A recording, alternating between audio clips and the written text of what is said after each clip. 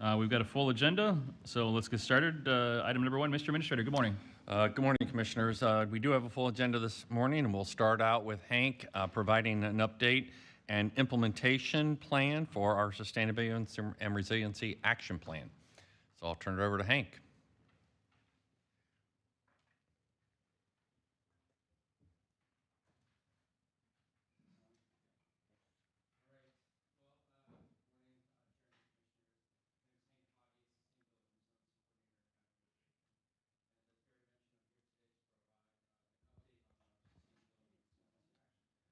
Is your mic on?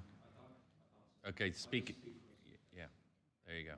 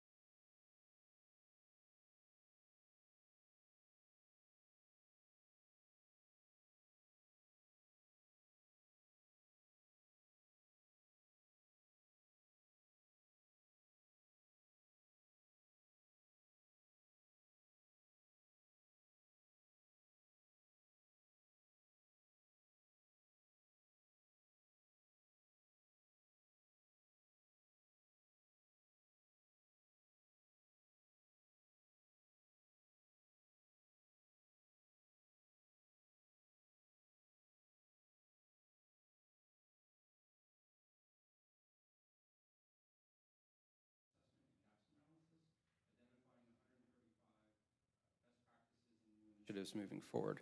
Then we conducted internal surveys with leadership, evaluated performance standards, held workshops with staff, and enacted a two-prong approach for external engagement, including distributing a public survey and then creating the Sustainability and Resiliency Advisory Committee. We also conducted a local plan crosswalk.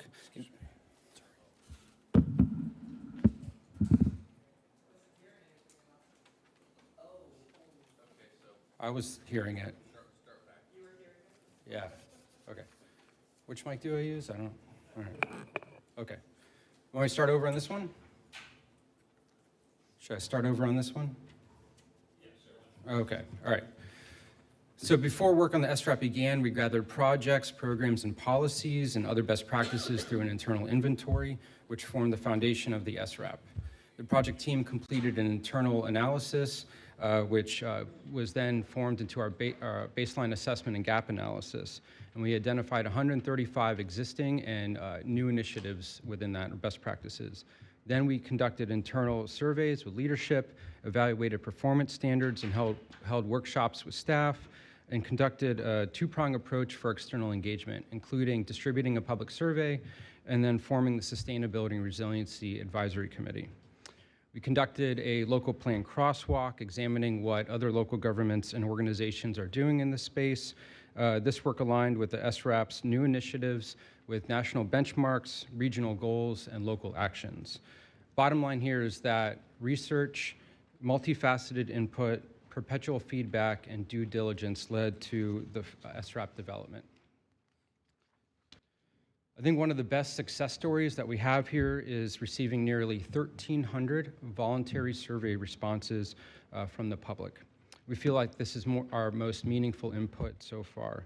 Overall, the responses helped us gauge how the public feels about issues such as climate change and disasters, the county's current efforts, barriers for the community, and future actions that we can take collectively. These results are tied to new initiatives.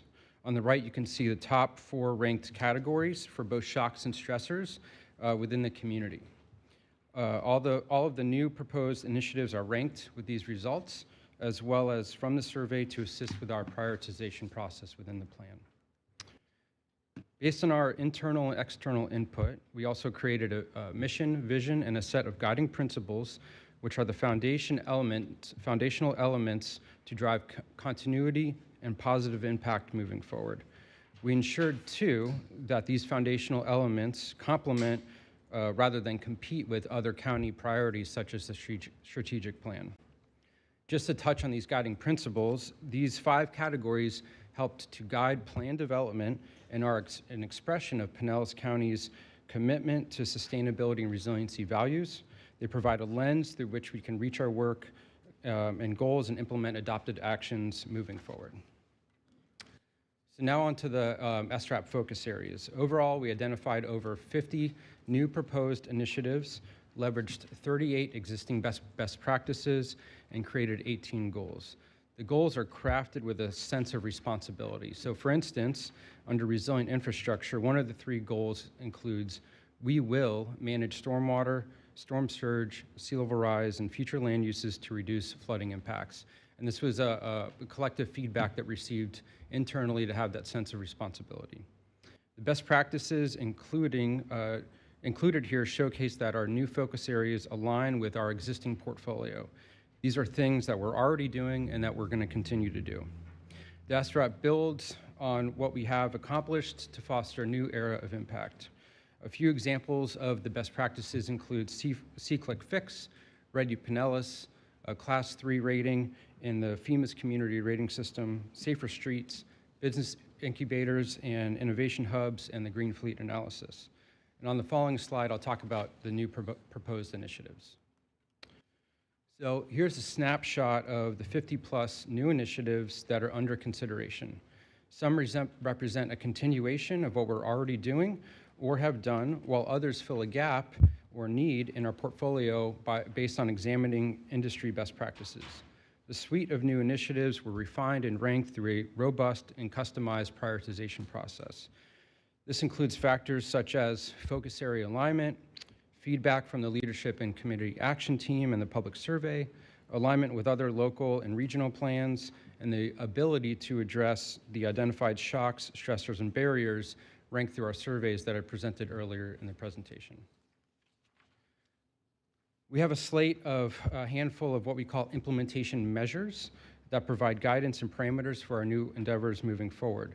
Unlike a new initiative which may be tied to just one topic or one department, these measures ensure that there's cross-cutting pathways that tie our work together in a strategic and coordinated approach.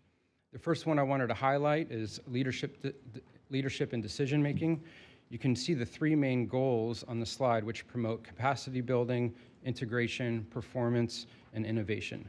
Not seen here are a few of the accompanying initiatives, and just to provide a few, they include implementation of our external engagement plan, creating a dashboard to track performance metrics and progress, integrating SRAP factors into the budgetary process, continued representation and advocacy at the regional, state, and federal levels.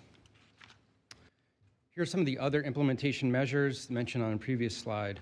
To walk through them, the sea level rise and storm surge vulnerability assessment was completed last year, and the findings will enable the county to better inform capital projects to reduce both current and future flooding impacts.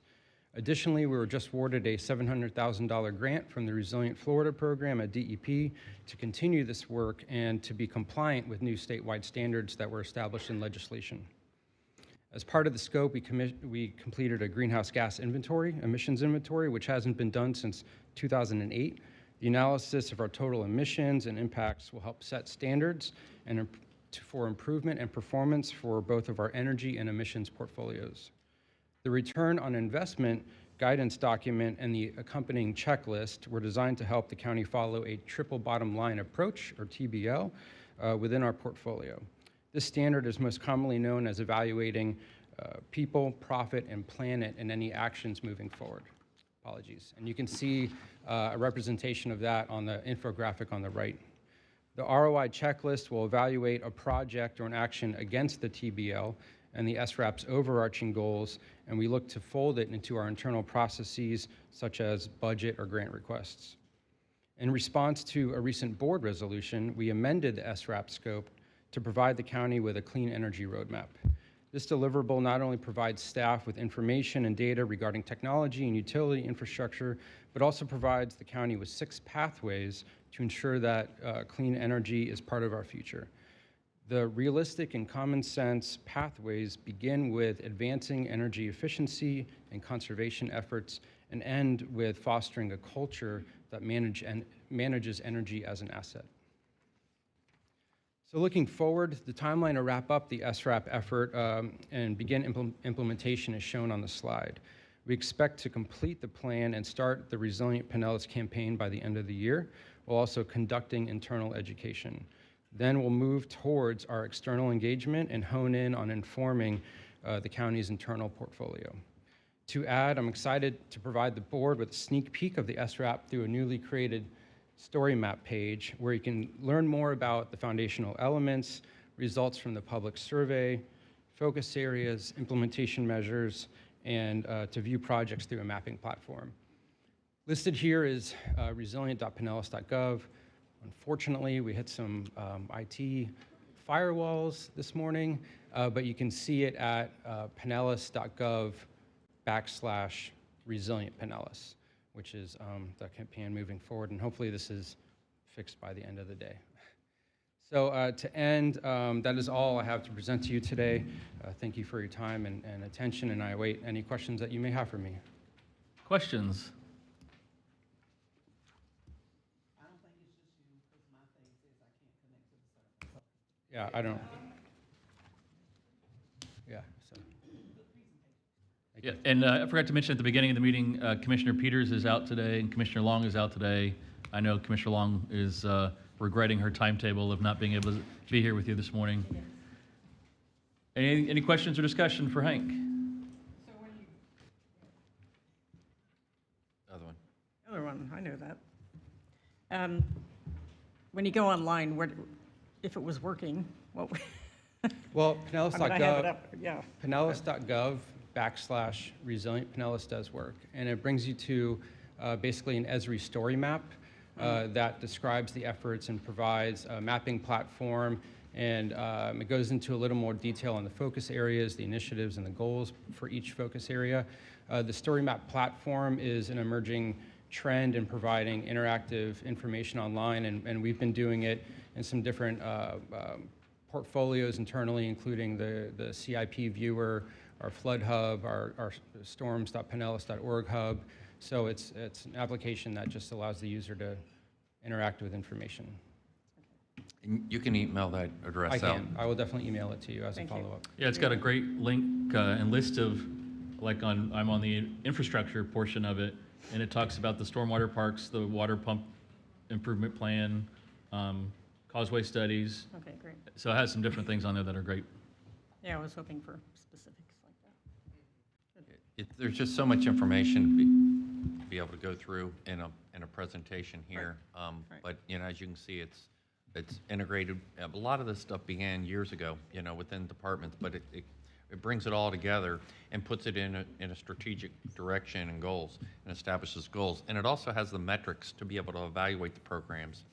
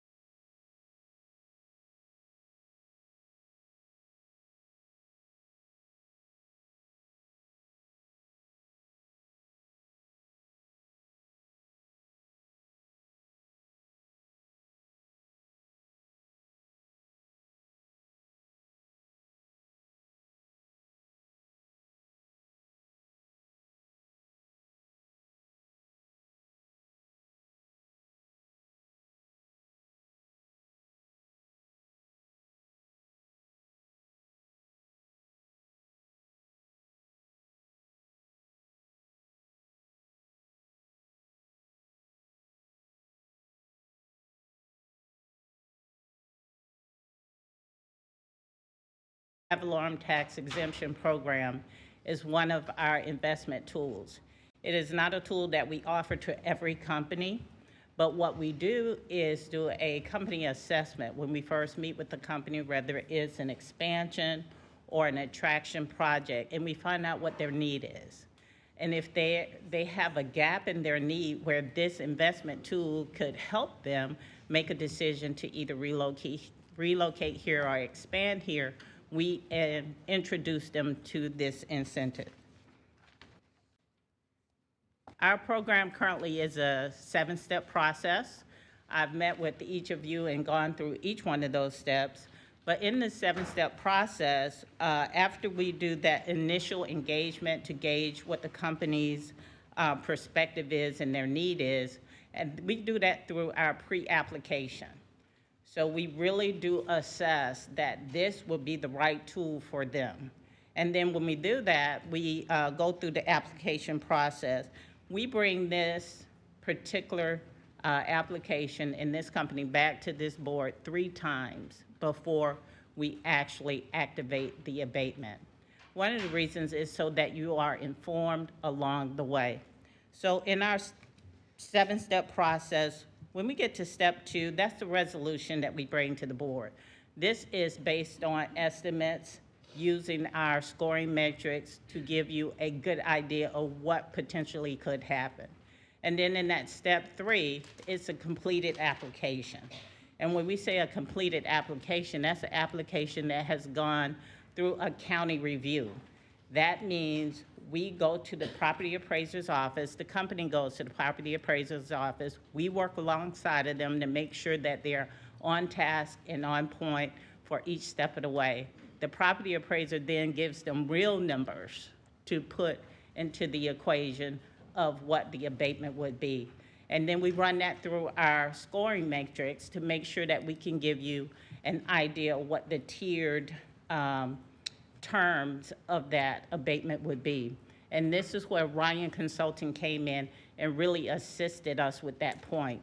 Going through the assessment, we realized that that was an area of opportunity for us to really strengthen that piece where we can say that we have been consistent, we have been equitable, and we have been transparent with why a company's abatement is at whichever tier. So Matt is going to come and share with you that part. And so once we do that, we create the ordinance. Then that comes back to the board again for your approval. The agreement in step 6 is really just a mirror of the ordinance. Now we're saying, hey, company, you said you were going to do this. This is the agreement that we are going to monitor to make sure that you are doing that. And then we get into the phase of compliance. Since our program started in December of 2014, we've had 13 projects and 11 companies to go through the program. 6 of those companies, we have active projects. One of those companies has actually entered the abatement phase. And 7 of those companies did not advance past the application. And oftentimes, that can happen for many reasons. But that's a company's decision whether they advance to that phase. So currently, we are monitoring the abatement of one of the companies. And as we look to improve our program, we brought on Ryan Consulting and said, hey, Matt, could you give us a real review of our program, identify where there are some opportunities for us to strengthen our policies, and then help us create a scoring matrix that can be, as I said, transparent, equitable, and consistent. So I'm going to bring up my partner, Matt, to go through his presentation to show you a review of the program. Dr. Johnson, before you do that, we've got a couple of questions. Sure. Commissioner Eggers? Yeah, just real quickly on those, the reasons the 7 companies did not advance. You don't have that information this morning. But sure would be interested to know specifically what was the problem with the process or with the opportunity that we have, and or whether they just decided to not continue doing business in Pinellas County. So it'd be interesting to see if you could. Yeah, and we do have that information. Oh, okay. 2 of the companies did not choose to relocate here in Pinellas County, and then the rest of the companies, for their business reasons, chose not to move on to that next step. So we do monitor that process, And like I said, sometimes it's a business choice, and then sometimes it's a competitive issue, and then we lose out to someone else. So in two of the cases, Pinellas County was not the final choice. But the other 5, they were here and they had a project that they were looking They're at? still here, they just chose not to use gotcha. the investment tool. Okay, thank you. Commissioner Seal? Did they still build? 3 of them have not, and we got to remember, we had 2 years of COVID, so a lot of plans changed for our companies. But for those 7 who have chose not to move forward with the application, they are still engaged with our office. So if they make a new decision and say, hey, we want to reactivate that, we are having those conversations. So, yeah. And then what do you mean by the abatement phase? Can you be more specific? That's when they actually get the abatement. The Are they property. getting the tax They're abatement? getting the tax abatement. We have one company who's actively in that phase who just received their first payment this year. Wow. So the 6 other active projects have not then? They have not gotten to that phase. And remember, we can't do it until they actually complete the construction of the facility and meet all of the criteria that they promised in their application. So they just haven't gotten to that. And to be totally transparent, one of the companies has 3 phases. And so that one company that has 3 phases has completed one of their phases. And they have 2 more phases to come through. Okay. Commissioner Eggers? Yeah, so it just strikes me that I guess it was, the ordinance was adopted in 2014. We've seen 13, and you went through the numbers. Are we getting feedback that the process itself is overly cumbersome? It seems like a long time to get to a point of taking advantage of it. I might, as a company, just say, never mind. It's too much to the process. Just thoughts. Well, Commissioner, my response to that is I don't think it's the process, it's the company's model, because the process is really dictated by the movement of the company. When they make that decision, we all know that, with supply chain issues, with COVID, a lot of the construction that was planned is not currently occurring. And I can share with you, last week, the city of St. Pete, their program has sunset, and they're trying to bring it back for referendum. And when we looked at their numbers, they had a very similar completion of the process at about 50%. They have 4 companies, and 2 of them have gone through the process since the induction of their program. And their program was in place almost, I think, 11 or 12 years. So. Well, it wasn't designed to have hundreds of companies. No. But the ones that are looking into it, we obviously want to make it as painless as possible as we go through. But as you said, maybe it's the company's piece that's dictating the pace. And one of the program improvements was when we looked at the program, there was an opportunity for us to have some greater efficiencies. And we have done that through the assistance of working with Ryan Consulting, and that's what Matt is going to share with you all. Okay, thank you. Come on, Matt. Good morning. Yes, thank you. Good morning. Can you hear me okay? Okay. Matt Lowell, I'm a director with Ryan LLC, our site selection and business incentives practice.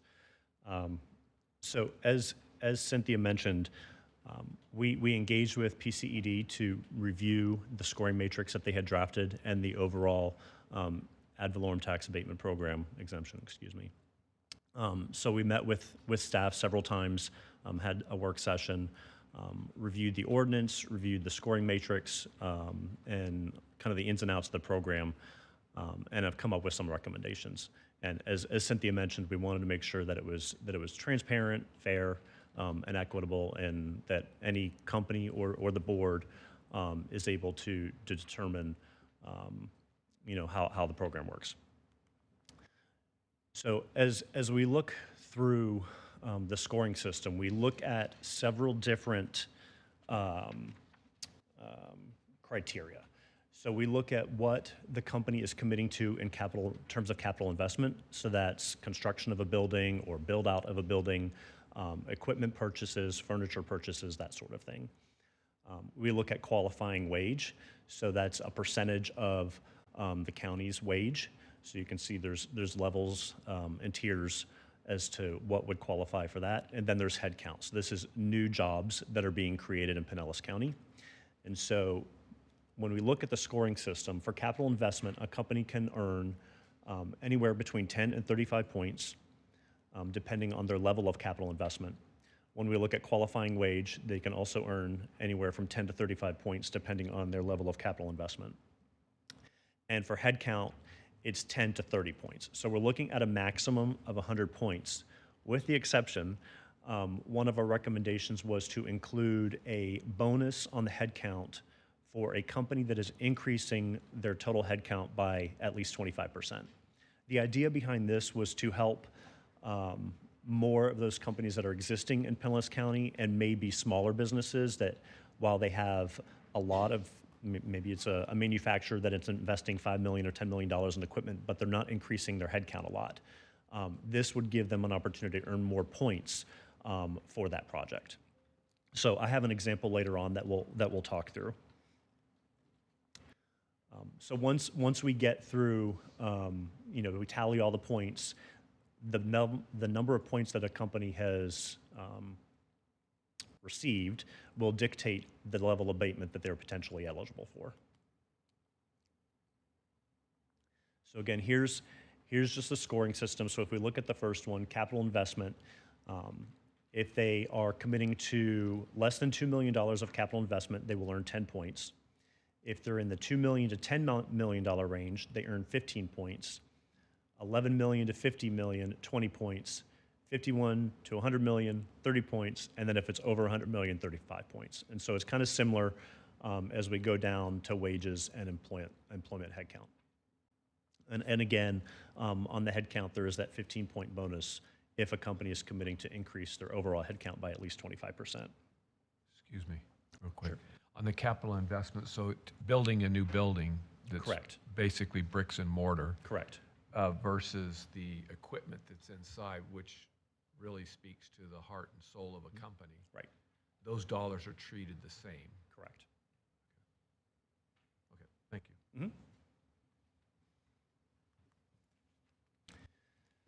So once we add up all the points, as I mentioned, it's on a 100-point system, with the exception of those 15 bonus points for headcount. So if a company scores between 30 and 49 points, so minimum they can score is 30 points to be eligible for the program. If they score between 30 and 49 points, they would be eligible for 5 years at 50%. If they score between 50 and 75, they would be eligible for 7 years at 75%. 76 to 99 points, 10 years at 85%. And if they score 100, it would be 10 years at 100%. So this kind of shows how they can score. Ultimately, whether they move forward or approve, that's the discretion of the board. But this kind of gives a transparent scoring system as to how you could approve a potential exemption. Is this pretty standard at municipalities or counties across the country? It varies. Communities do it different ways, but scoring systems are becoming more prevalent across the country, yes. So hold on a second. Commissioner Gerard? Oh, So, did we had a scoring system in place before, or this is brand new? there was not a scoring system in place before. We had, staff had drafted one, and so we reviewed that and made some suggestions. Okay, the ambiguity might have had something to do with follow through then. Commissioner Seal? I guess I find it difficult that we would award anything for 30 to 49 points. I mean, especially 30 points out of 100? Well, if they're increasing headcount or making investment, I mean, that's probably going to be a smaller business that, is making an investment in the county.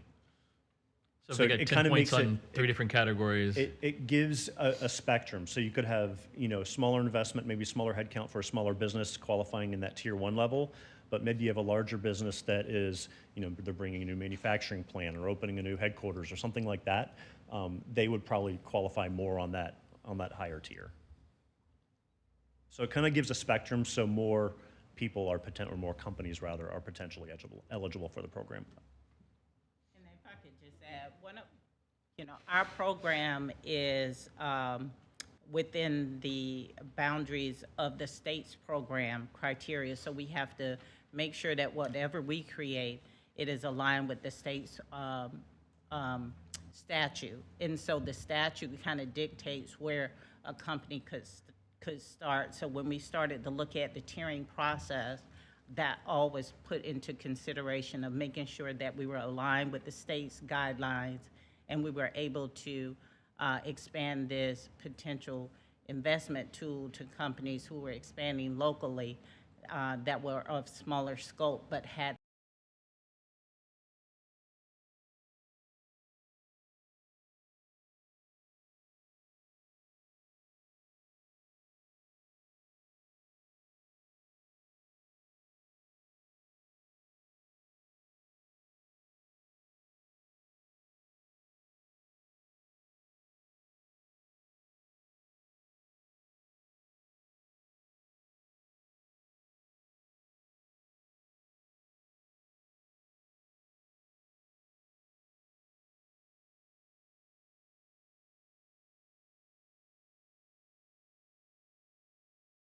in their application. They're going to have capital investment in order to be able to monetize from the program. So The reason I ask that is because when you're looking at some small minority businesses, the space that they have is adequate. They just need to bring on staff before they grow in order to build up their products so that they can grow. Sure. So that's why. Yep. So this is a program that is, this is really designed to award capital investment. Unfortunately, the state had the QTI program that rewarded job creation, and that was the state's main tool that all communities participated in. And so it's really, it's unfortunate. It really falls on the communities now to ensure that they each remain competitive within the state and across the country when they're competing for these types of projects.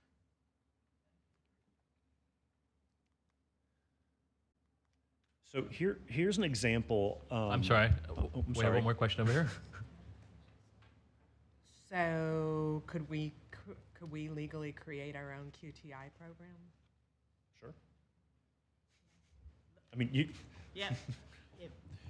Yeah, you'd have, so remember, the funding mechanism for this is the increase in property value, and so you're abating. On this one. On but- this one. So if we created a program then we'd have to have a funding source to be able to do that, right? Because you've already got the existing property taxes going out, and so it would be curtailing something that's already provided. But you absolutely could do something like that.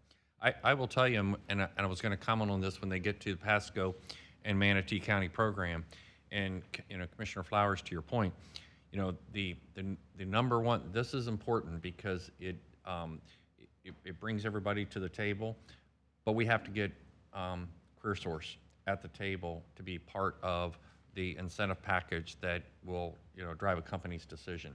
And you'll see where they're investing in job training and those types of things are far more valuable to companies in terms of those decisions. And so there's another piece to this that regardless of whether we create our own QTI program or not, we have to do a better job of aligning all of our resources and speaking with one voice when we're at a table with a company, And so that's a follow-on piece that we're going to be working on.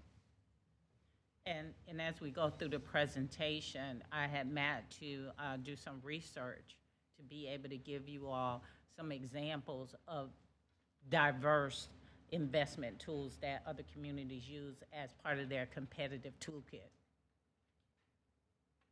Yeah, so in the overall report, we've got what other communities around the state are doing, but in here, we focused on 2 of your neighboring counties to show what they are offering companies, and we'll get to that in a few minutes. But related to the ADVTE program, here is an example that we wanted to share. So ABC Manufacturing Company is an existing business in Pinellas County. They currently have 40 jobs. And as you can see here, this is what they're committing to. They're committing to a $5 million capital investment.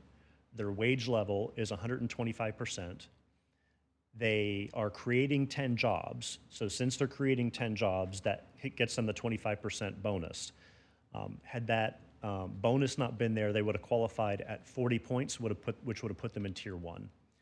But due to the bonus, it puts them in a tier 2 exemption, which would be 7 years at 75%. So that's helping that smaller business out a little bit more by giving them an additional 2 years and an additional 25% of abatement.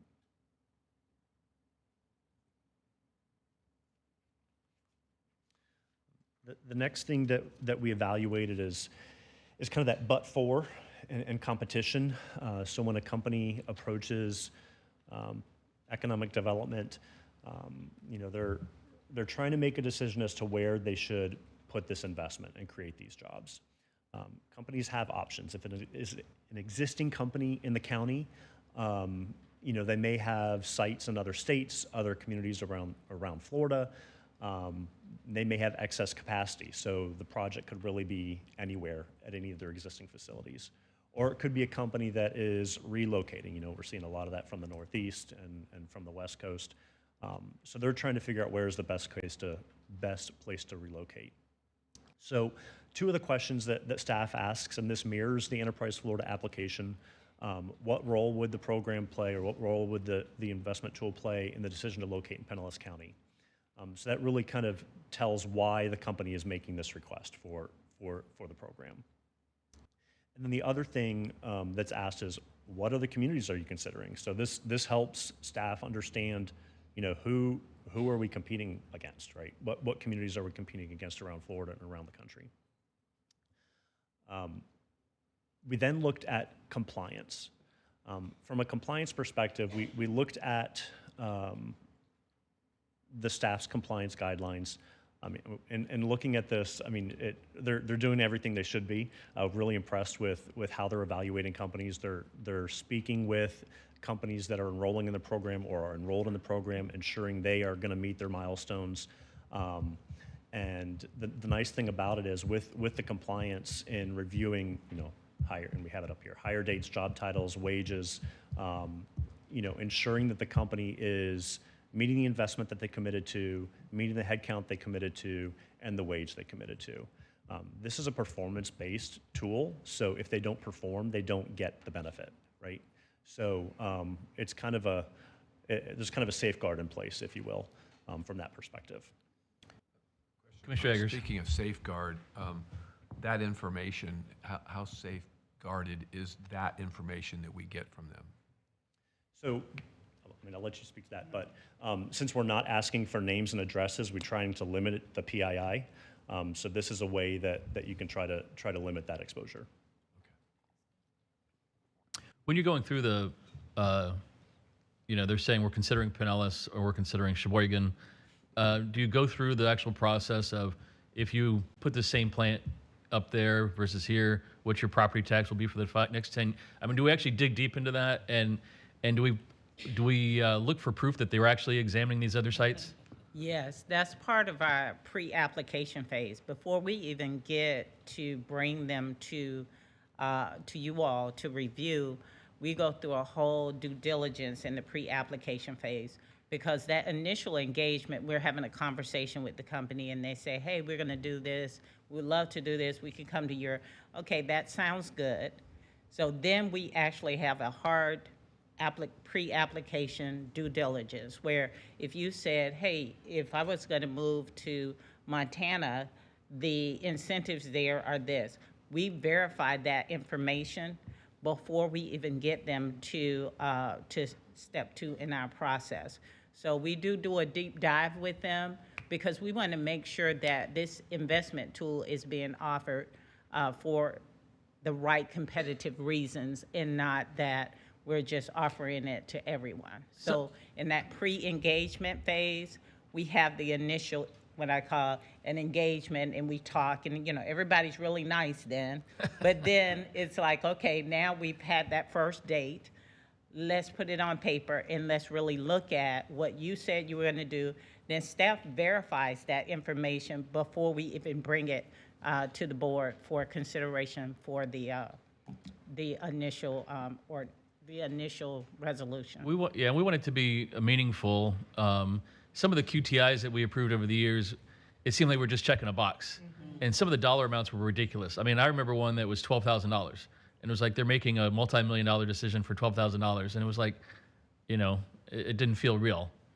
So we want it to be meaningful. We want it to be, you know, substantial in what you'll talk about in the next couple slides. Absolutely. And Commissioner, you know, in my one-on-ones with each of you, I took back that information, and when we met with Matt, you know, I shared some of that feedback and said, you know, we're looking to improve our program. We want to make sure that it, you know, as we go through the phases, it is meaningful engagement, and we're not just here to check boxes and make it available to anybody who says, hey, you know, I think that's good for me.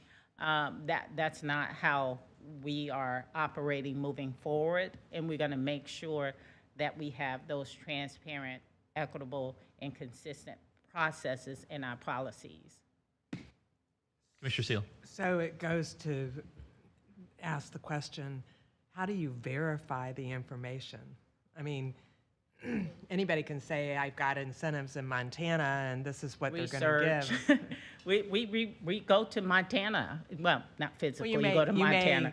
We We may make an verify that inquiry. Montana's offering that, but how do you know that the company hasn't gotten smart and said, oh, I found out that the Georgia, Montana, and whatever have these incentives, and so I'm going to threaten to move there, when in reality they're just using it as a play.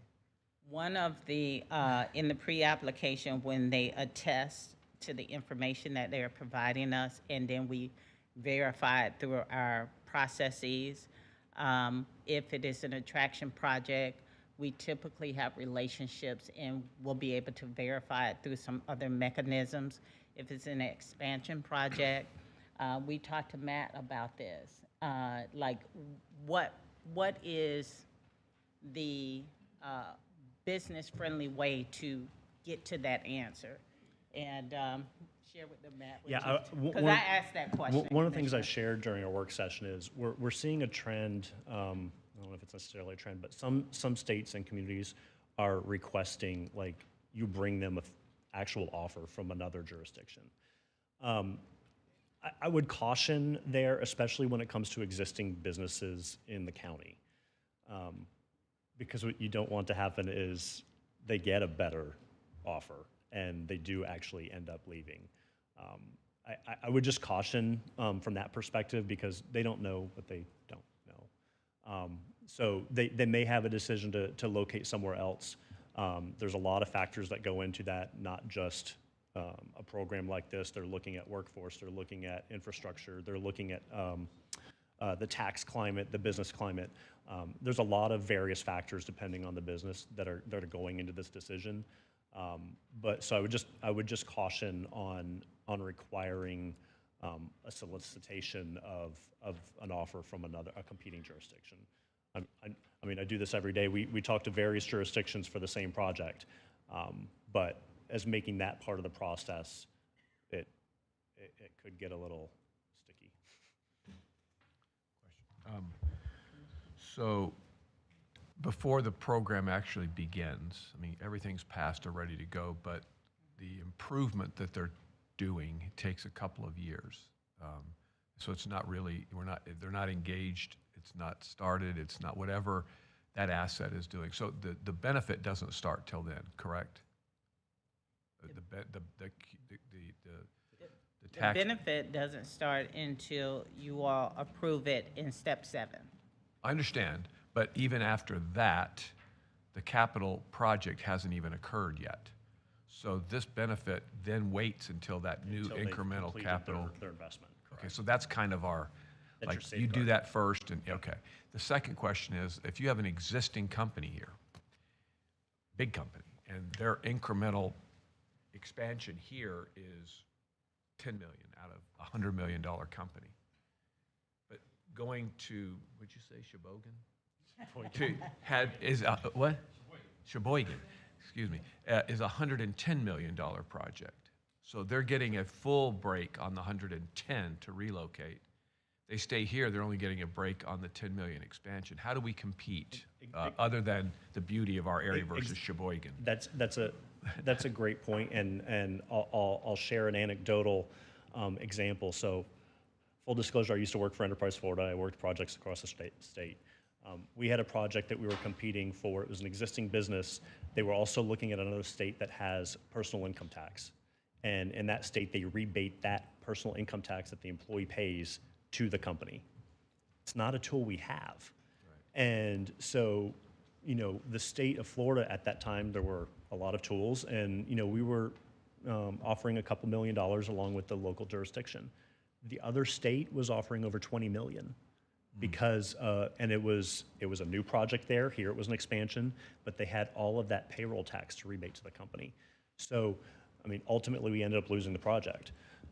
So anything you can do to be more competitive, obviously that's a much bigger outlay going somewhere else for a $110 million project versus a $10 million expansion here.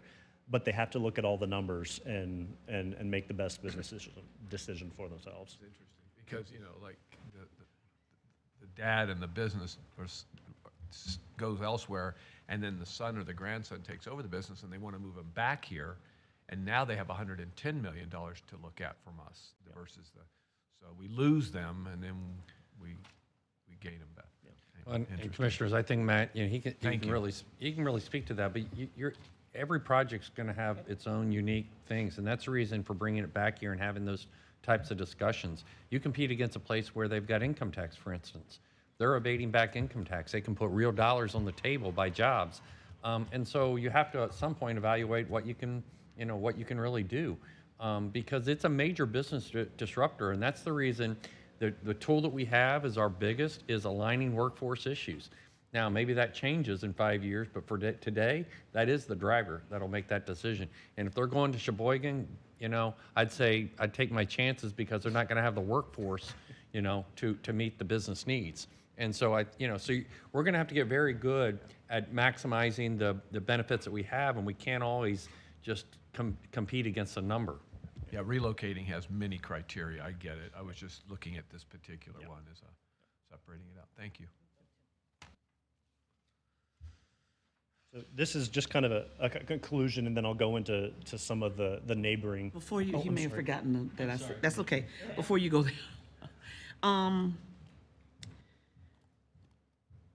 What would be the impetus for us not to terminate an agreement if they don't provide the documents that are requested? You're using the word should under compliance, and should means they have an option. But if they fail to comply with the necessary paperwork, that should not be a should. It should be that it terminates the agreement. There should be absolutely no reason why a person would go this far to enter into an agreement and not provide the documentation that would justify the tax abatement. So. And the property appraiser has an application that must be completed.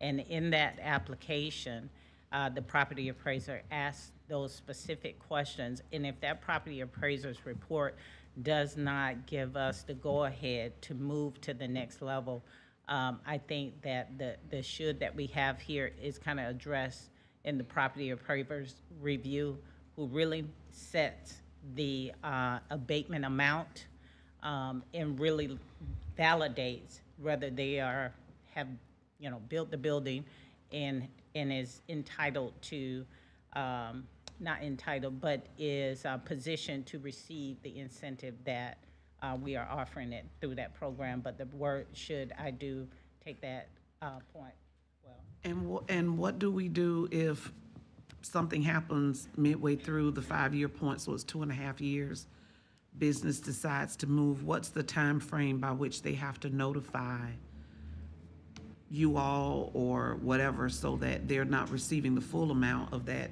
abatement, but the abatement amount would stop based on if they were, They terminating the submit agreement their early? application by February 1st. So it is for that previous year of activity. So that way, it prevents that from occurring because it's retroactive, really. Okay, thank you. It's not automatic. They're submitting a report every year. Commissioner Gerard. So they're getting all that in arrears, sort of. So I should know the answer to this, but when we talk about abatement, are we talking about abatement on the increase in value or the whole value? On the increase in value. Okay.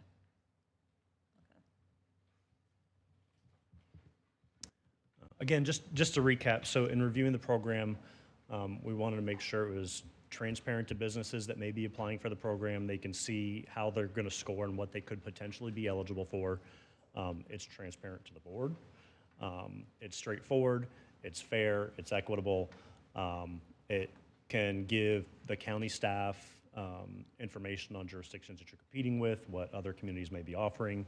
And again, focusing on that headcount bonus was really geared to help more of the existing smaller businesses in the county.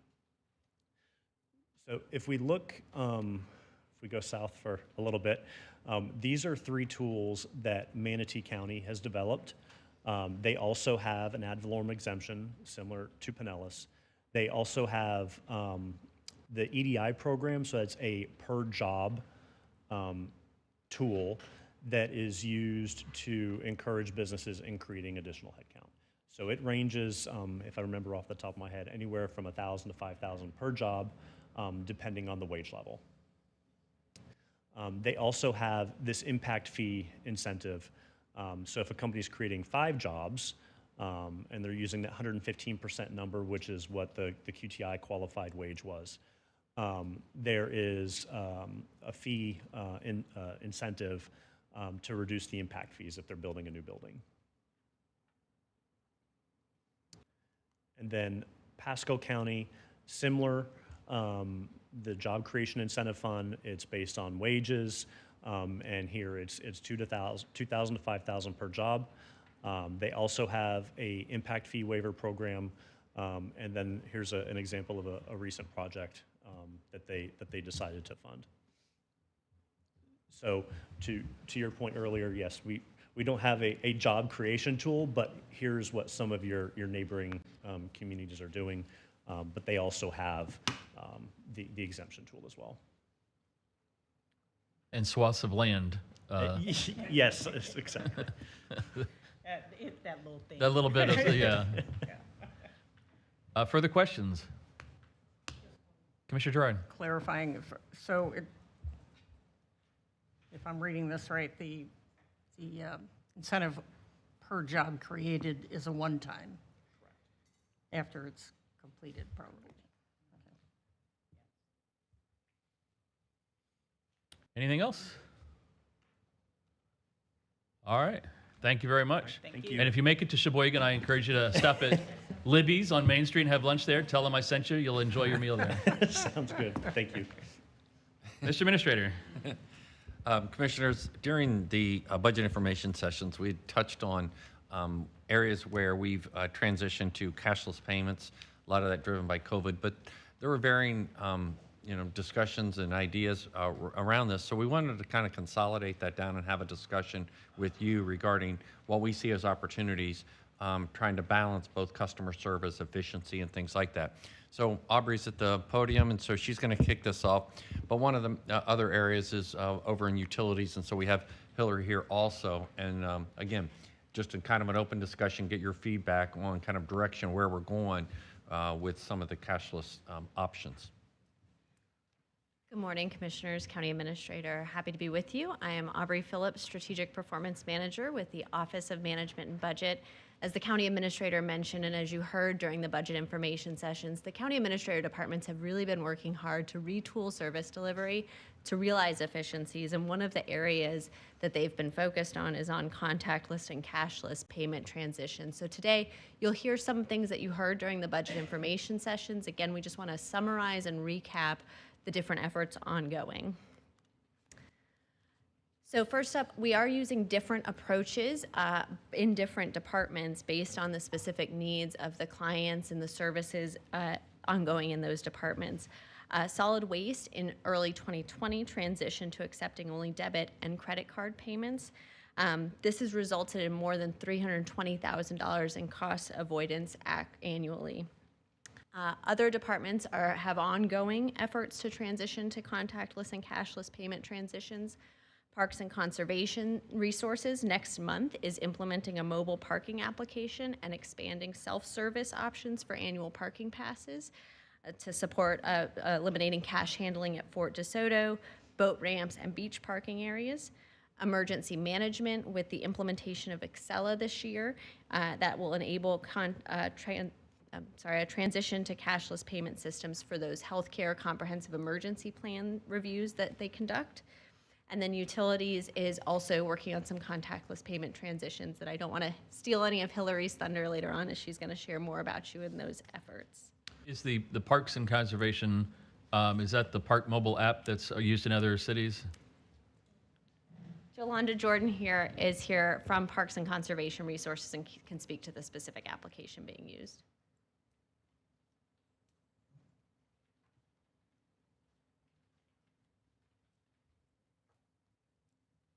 Everyone, I'm Jolanda Jordan, the Senior Department Administrative Manager with Parks. So to answer your question, Commissioner Justice, the initial rollout will be with the Flowbird app. That's the same vendor that actually furnished our parking terminals. We are later going to launch with Park Mobile. Okay, all right. But One less app I don't want to add on my, one of the other ones, what about entering Fort DeSoto? Because that was another area that I'd heard. Yes, with launching the mobile parking app, we will disable the entry booth at Fort DeSoto, so it would eliminate the hand-to-hand payments that are accepted. so the Park mobile app, just to be clear, Park mobile app will be at Fort DeSoto? Yes. Okay. As well as the Flowbird app. Okay, Thank you. thank you. Thank you, Jolanda.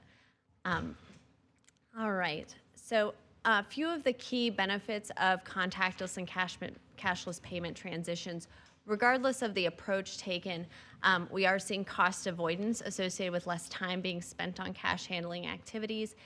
In many cases, it results in faster service and a better customer experience for our citizens and our clients. A reduced risk of theft and fraud with less cash handling, and more timely and accurate financial recordings, all important factors here.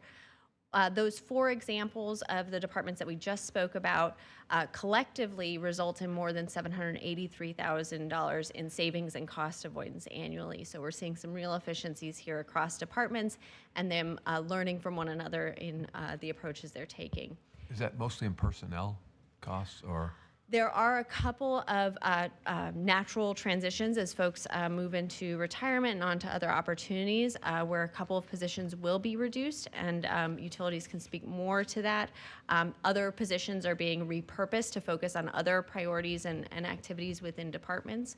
But most of that is reduced time not spent on having to handle cash can now be spent on other duties and responsibilities of those departments. But there are, like at the Fort DeSoto booth, for instance, now that when that goes away, they're going to transition them to other functions, okay? And so that is a direct savings.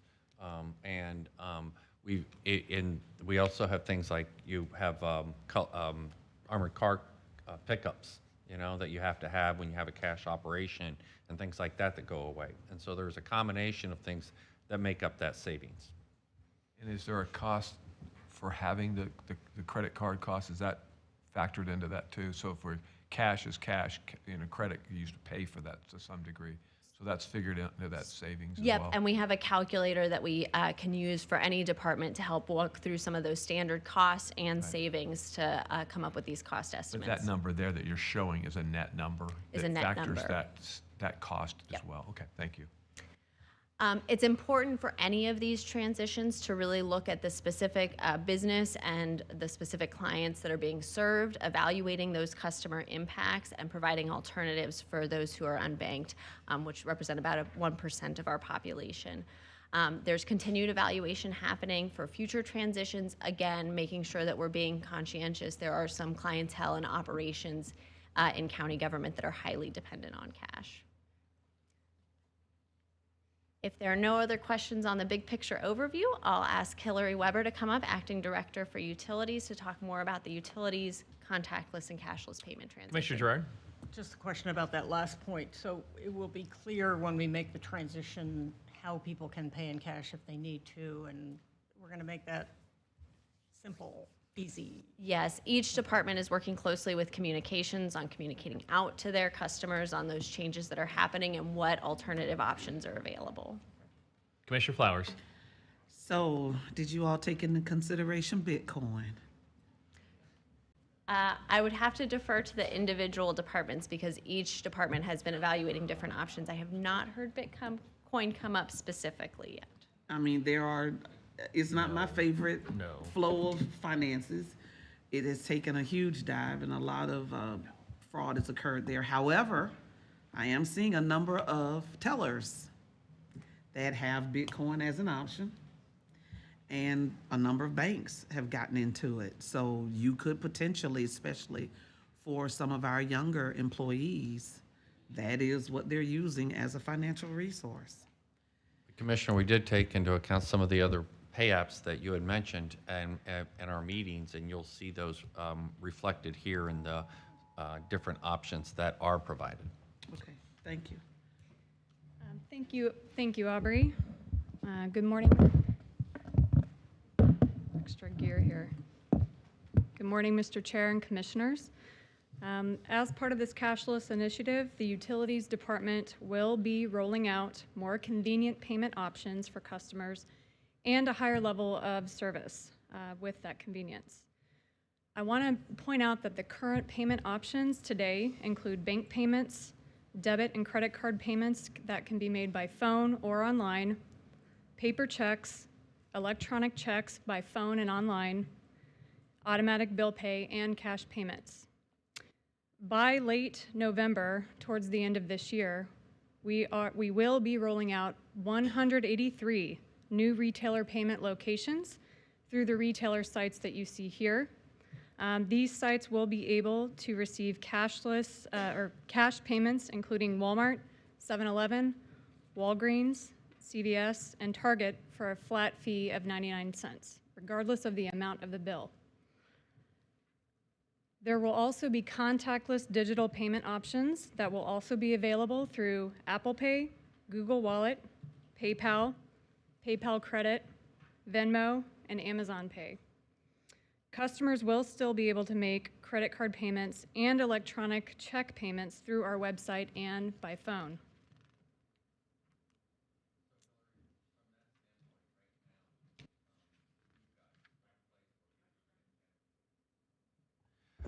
To give context, right now, if somebody wants to pay in cash, they have to come to down here, right? Yep, That one that's spot. right. Yep. So we are looking at a plan to close the payment processing center that's located in downtown Clearwater. Since the start of the pandemic, we have seen a significant reduction in walk-in traffic, an overall 31% reduction. So as Barry mentioned, having these other 183 sites throughout the county, customers will no longer have to drive out of their way to downtown Clearwater, spending gas and time to do that. And instead, they can go to one of these retailer sites out in the community where they already are doing activities. Will it be every Walgreens or only select Walgreens? You got it. It's nationwide. Okay. So combined, it's about over 103,000 sites nationwide. So if you're on vacation, if you're in Hawaii, you have your water bill with you, you have your account code, you can pay that. That's for Commissioner Long and Peters, who may have forgotten to pay their bills this month, where they are. Will it be at the customer service desk or just any cashier? Any cashier. Okay, all right, wonderful. So, and that 99 cents is just kind of a transaction cost. It is, and it goes to the organization that's accepting the cash. Right. It goes to the retailers Well, for like, convenience. I'm sorry, like the city of St. Pete, when I make my water bill payment online, there's a $2 service fee that I'm paying because I'm making my payment online, and I guess that covers their costs. If I go to Amscot and pay my electric bill through Duke Energy, they charge, I think it's $1.50. It's $2. $2, okay, see, I don't go there. And then that goes to Amscot, because they're creating that transaction. So, do you know, you probably do you know how much those other entities are charging for persons to go there and make their payments? Is it anything that's an excessive amount, like $5 or? I don't know the exact breakdown. I am aware of the $2 fee that Amscot charges. I can provide our current fees, and I also But wanted to Hillary, note. I think she was asking the question about Target and them. Oh, How Yeah, they That's so charge- the 99 people cents. who- It was the the- people who it's- will be, yeah, all those folks up there. it's the flat 99-cent Okay. charge. Yep. Okay. And the only reason I'm asking is, I mean, it may not seem like a whole lot to some, but for others, that additional dollar could be the difference between buying a $1.49 loaf of bread versus, and you're just trying to make your payment on your bill. So I was just trying to make sure that we're making it accommodating, but we're also not adding to the cost. That's one of the Because there's some reasons- people who, you know, it really. That's one of the reasons they chose that, is because it's 99 cents, and it was, Okay. not excessive. And there might be cost savings with gas, depending on where you are throughout the county. So it's a good Any point. thought to Cash App and Zelle? I think I mentioned this. Yes, and I was going to point that Oh, out. okay, I'm We sorry. are working with our provider, specifically with Zelle app and other cash apps, so that is underway. We're wanting to implement that as well. Okay, Zelle links directly to your bank, and then a lot of people use Cash App. So, because they do have Cash App for business and Cash App personal. Commissioner Seal? So at the retailers, it's only cash. You can't give a Right. credit card, you can't do a check. No, however, through our website, the utilities website, you can enroll into bank pay, automated bill pay. You can also pay your bill by phone or on our website with a check, debit card, credit card, or an electronic check. Customers can also mail in a paper check, so that option is still there, and there's no fee to do that.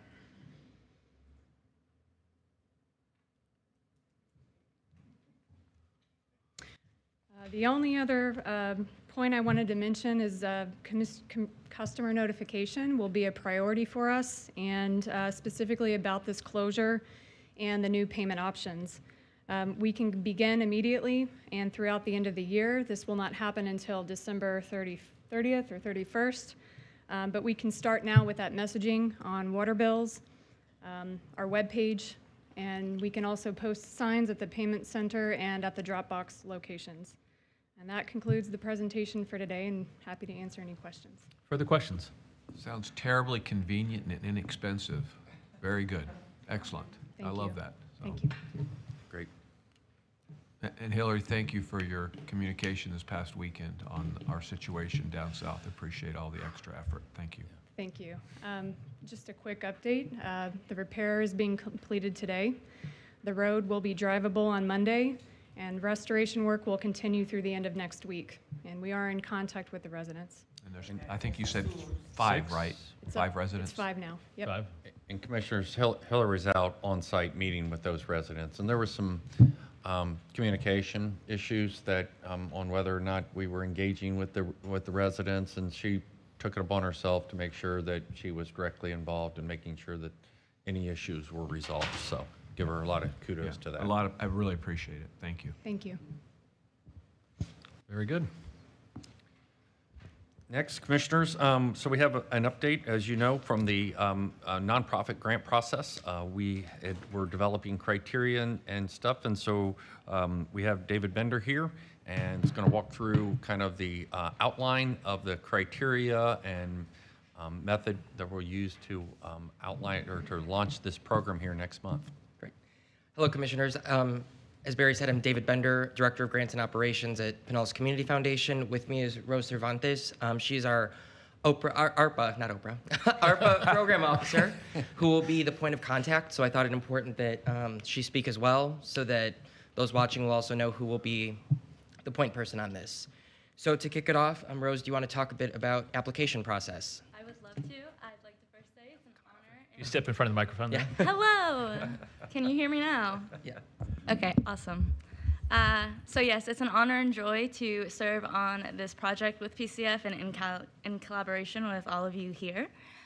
For the application process for this, we have designed 2 grant funding tracks.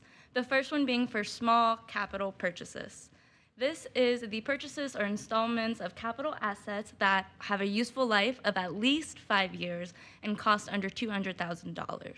We have decided to run 2 rounds for this grant funding track. The first round will be open to organizations of all sizes, with the second round being open to smaller organizations with budgets under $500,000. This brings us to our second grant funding track. This is for large capital projects, otherwise the acquisitions of and modifications to real property. The applicant has no floor to request the amount for their proposal, but there is a ceiling of $5 million, and we are also allowing a 5% admin fee.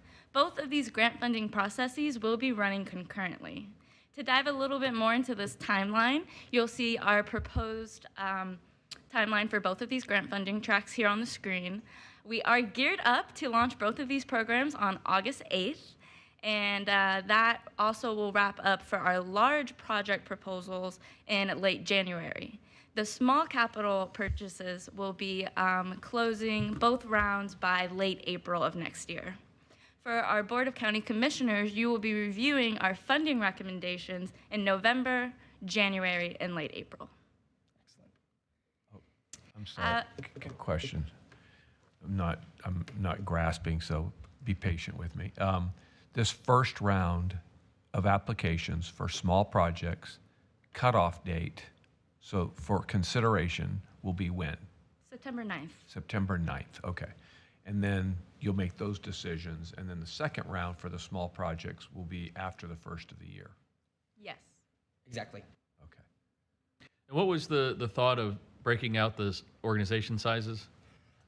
Particularly in the American Rescue Plan in general was meant to offset negative economic impact from the pandemic, and we've seen that the smaller organizations have suffered disproportionately. That's the wording from the final rule of ARPA.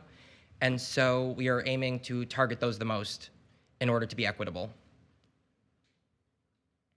Okay. And organizations of all sizes can apply within the large project track. There isn't that division. Again, And did we set aside a different, and maybe this is in a slide ahead, about breaking out the dollars for those 2 of the first round on the smaller Yeah, dollar? so there is an allocation for small organizations Okay. in that first round and medium and large. Well, we can get into a holdback that we have later on in the presentation. Okay, very good. But I do want to say, Commissioners, we're really going to have to look at what comes to us. So they've tried to design this with some flexibility on your behalf to where we can look at the types of projects. Maybe it is not the smaller projects, but these really large projects that have the most community impact. But we don't think that's what's going to occur. We think really some of the smaller organizations. But until we get the applications in, it was really hard to be able to kind of set the criteria. And we used especially those listening sessions that were conducted to guide this. And it was a lot of smaller organizations that replied to that survey. Commissioner Flowers? Thank you, Mr. Chair. I may be jumping ahead of you on this, but I thought about this after I had my conversation with Duggan and Barry. One of the components or bullets that you all had was that it could be that an organization was not able to, you gave an example, an organization was not able to host their annual fundraiser as a result of COVID, and so that affected their ability to garner some additional dollars. Right. A number of organizations, particularly smaller organizations, when they're having those fundraisers, they're doing it because it's a way that they can either enhance their personnel costs or garner additional personnel. But this is only capital. So I guess maybe this would be for Barry. Was there anything that limited us to only look at capital in this? Because a number of organizations, because of COVID, had to let go some staff or release some staff, so. And then some people use ARPA for staff, so. Well, we've tried to set this up as it's one-time money, and so it has one-time cost. And so therefore, if we get, and we really particularly looked at that where people want to address capacity issues of, but no way to sustain that going forward. And so that then became a, how do we manage that? And so we tried to keep that into one-time cost. And through the listening sessions, this is what was, kind of identified as that need is to bridge that, that gap. But they have, this is one-time money, and so. Yeah, I understand that, and it would be totally up to them, just like with any grant, it's totally up to the organization as it relates to how they continue those dollars. But like I said, as I started thinking, and I've attended a number of my committee assigned meetings, that's what you constantly hear about the struggle because of, and some were able to be creative about how they fundraise, and were able to do something on a nominal level, not the same level. The only other question I have is, and I'll give you this one as a real world experience. So you have community law program, wonderful program. They found their niche, which is actually serving as the mediator between tenants and the court system, because the tenant, if you can't afford to pay your rent, you can't afford to go to court, right? And so they've been able to really do a wonderful job in that area, but they don't need more staff, they don't need more building.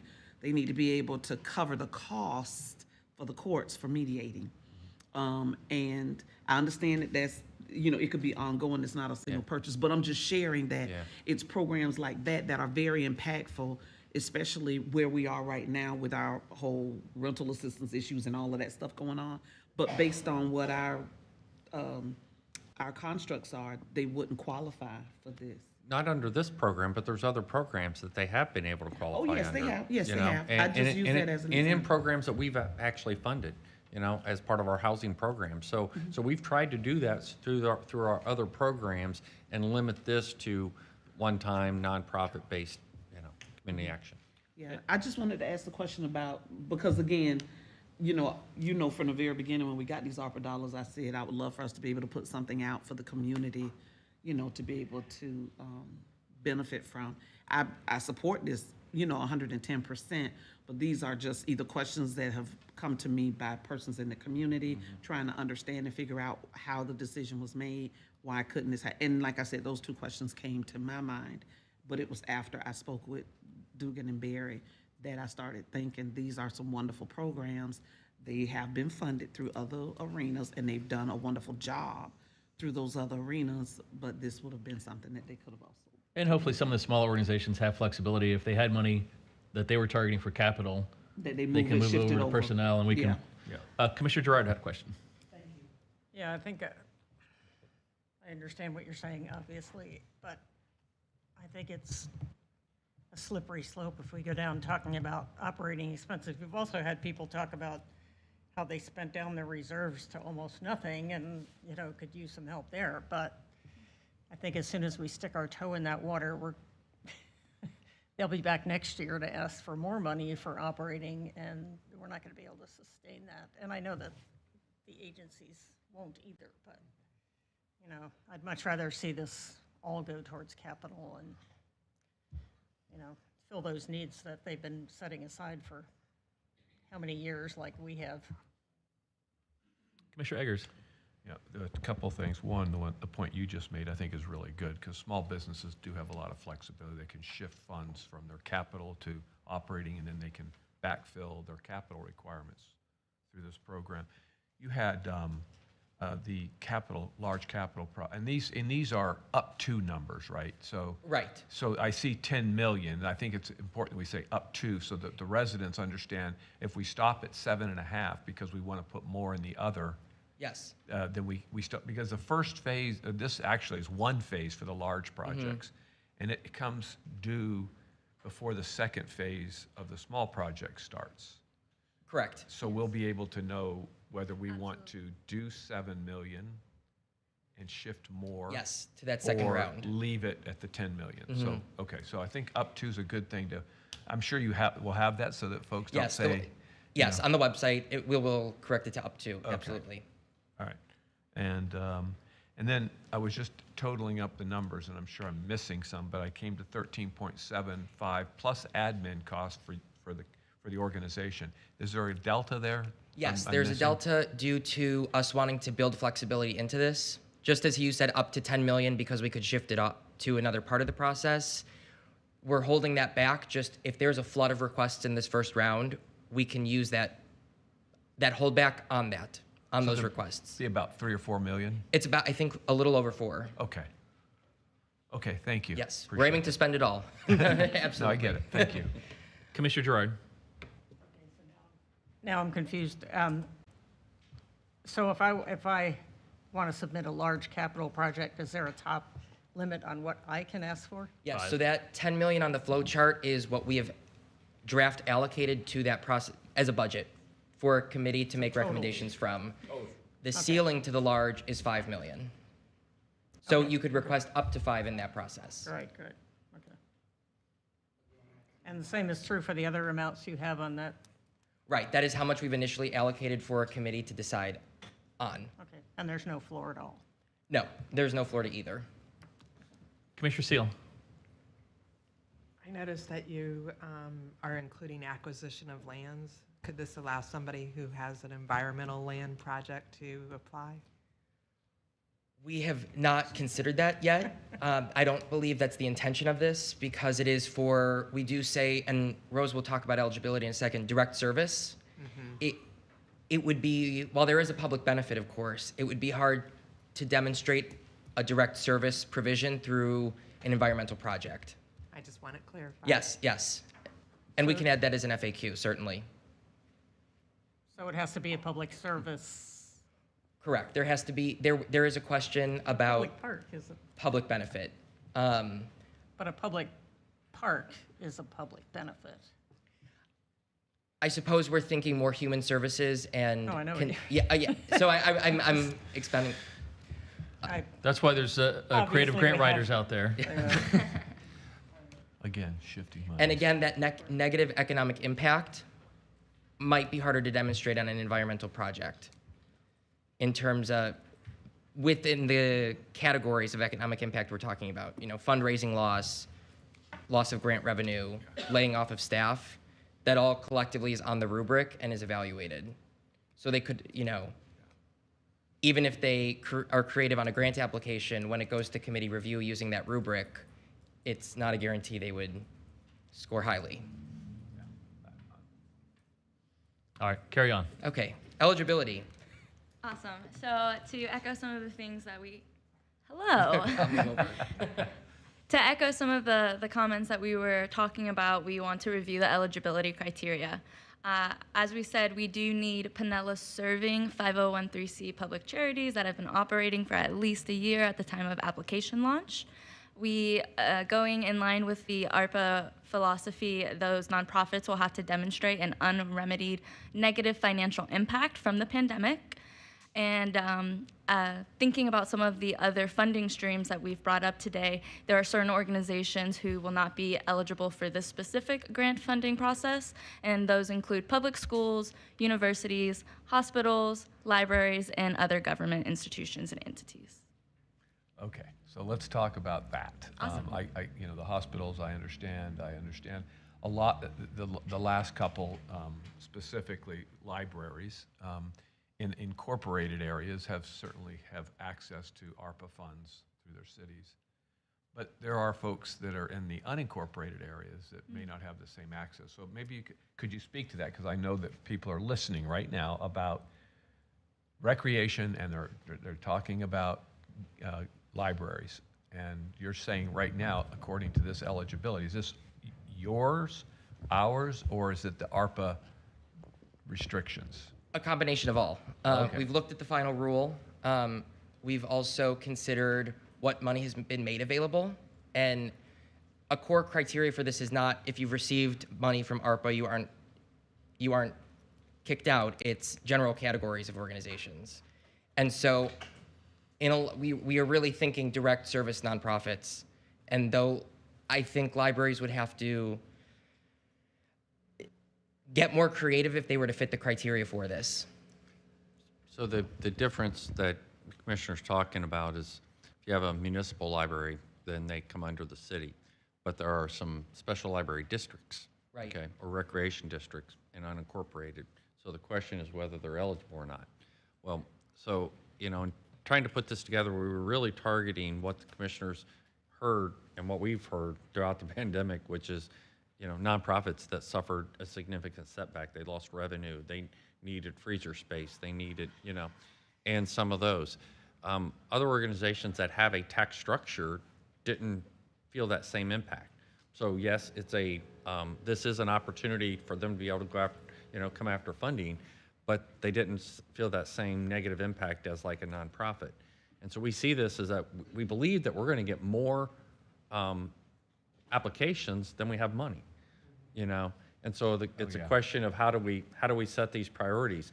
And we've had the same thing for fire districts where they've said, you know, I want a piece of, you know, the funding. And so we go, well, you know, we didn't take 34 departments and divide up, you know, money and give, you know, we tried to really go after the targeted use of the funds to be able to make a community impact. And so we could make them eligible. I just think that, you know, when we're going to have to evaluate at the end, different. I mean, it's somebody's not going to get, you know, funding. And Well, again, so- I'm stretching Yeah. a point here, that if somebody, like a library, was involved in a CARES feeding program, they're not that I'm aware of, although one of the libraries that I do know does have some feeding assistance program to it. To me, that would be an eligible portion that, you know, again, if we open it up as to eligibility, maybe they would be considered, and albeit they may be further down on the list and they may get cut out, but at least they've shown that connection to what you're talking I see what about. you're saying, yeah. So I hate to just rule them out, although their standard may have to be a little bit higher because of what you're saying. I don't know, just a thought. Yeah, and I was approached by one that was affiliated, and that's the affiliated institutions is a you know kind of vague term that's affiliated with the city, but is a kind of a separate nonprofit, and so it was kind of a gray area of whether they'd be eligible or not. If they're a standalone nonprofit, then they would, because you control that by nonprofit classification, correct? Right, correct. Okay. And each nonprofit fits into a taxonomy called the NTE code, and that's what we generally look. For example, if someone has a foundation in their name, but they're not making grants like PCF does, they operate programming. That's a distinction we make through this taxonomy that is used industry-wide to determine whether they qualify. And that's what we intend to use here. So, okay, so if that entity, which probably serves people in that city and/or the unincorporated county, in Pinellas County, those folks. Okay, so if they do get funding from the city, is that supposed to be on their application too, so that they're not quote double dipping? Right. It would hopefully be represented in their budget that they're required to upload. That source of funding would become apparent to us. I hope it's really clear. I mean, Yeah, it would again, I certainly, don't a wanna- committee would notice that. Yeah, I wouldn't want to rule out a group that's physically located within a city Right. because they serve so many people. But on the other hand, if they've gotten money from the city, which those unincorporated businesses would not have had that same opportunity, I'd hate to just, you know, have a double benefit when somebody else may not get any. Correct. And we also ask about funding sources specifically for the projects and purchases they're proposing as well. Thank you. Thank you. Yes. Okay. So the process for making decisions, everything will be done through committee. We are assembling those committees now, and I'll talk about that composition in just a moment. Small capital purchases is a one-step process. Large capital projects will have two steps, a letter of intent that's less of a letter and more of a preliminary application where we ask questions about feasibility, timeline, and who will benefit from the project. Those LOI committee members will serve on the full proposal stage as well, so there is continuity within the process and kind of a committee memory, so to speak, of how a proposal has progressed. Everything will be made public. Our website right now is pinellascf.org/ARPA, and there will be an accountability section with every application, report, fund status, how much has been spent, and recordings of meetings. We are treating this like a procurement process that the county would carry out, and that questions that may be proposed to the commission would be redirected to us. We will provide language. Rose will be that contact to send emails to, so that applicants are really getting the best information and up-to-date information as possible. That's really our goal here, to make sure information streams are accurate and quick and responsive. What is that last line? What's that really mean? We, I mean, if they send me an email, are they going to get a red flag strike on them and be gone? no, we're thinking more, no, not at all. We would expect them to be redirected to PCF. We're really thinking intense advocacy efforts. Yeah, it's kind of like our purchasing department. Exactly. When it's on the street, we like it to go through the purchasing department. And that's the exact philosophy we're trying to adopt here. That's exactly it. It's trying to make sure they follow our process, and we do that with any bid type, situation. It would be a rare, occasion where somebody would be disqualified, but continued failure to go around and not come through the process would have to be at least evaluated. I'm sorry. I'm going to go back to that previous page because we talked about it, and I just want to make sure that, so government, I see the organization on public schools, universities, and hospitals are not eligible to apply, and I concur. Government entities and other affiliated institutions like libraries, what I would be proposing would not be prioritized, but are eligible to apply. That's my thinking. So I just want to make sure that we agree or disagree with that, and as we go forward. So. Well, I think that you've raised that, and you raised a really good point in terms of especially if they have affiliate type programming, that whether they're not a nonprofit, but could. Now the question is, I guess, would it be limited to unincorporated type affiliates? Because if you're a library and you provide programming in St. Petersburg, then should they be going through St. Petersburg or? So I guess I'd ask that question for us, and we couldn't, that's the reason we're here, is to try to refine the language that you're looking for. So I take your guidance on this. Okay. What are Commissioner's thoughts? Yeah, I think these are, again, it's interesting because the library system is set up as a co-op program, right? So that you can do business across boundaries. But they do have access to their own city funds through ARPA. The ARPA funds if you're in the city. If you're a library, you're either supported by the city or you have a tax levy that supports you for unincorporated. Yeah, I guess it would probably be more prudent to limit that to unincorporated.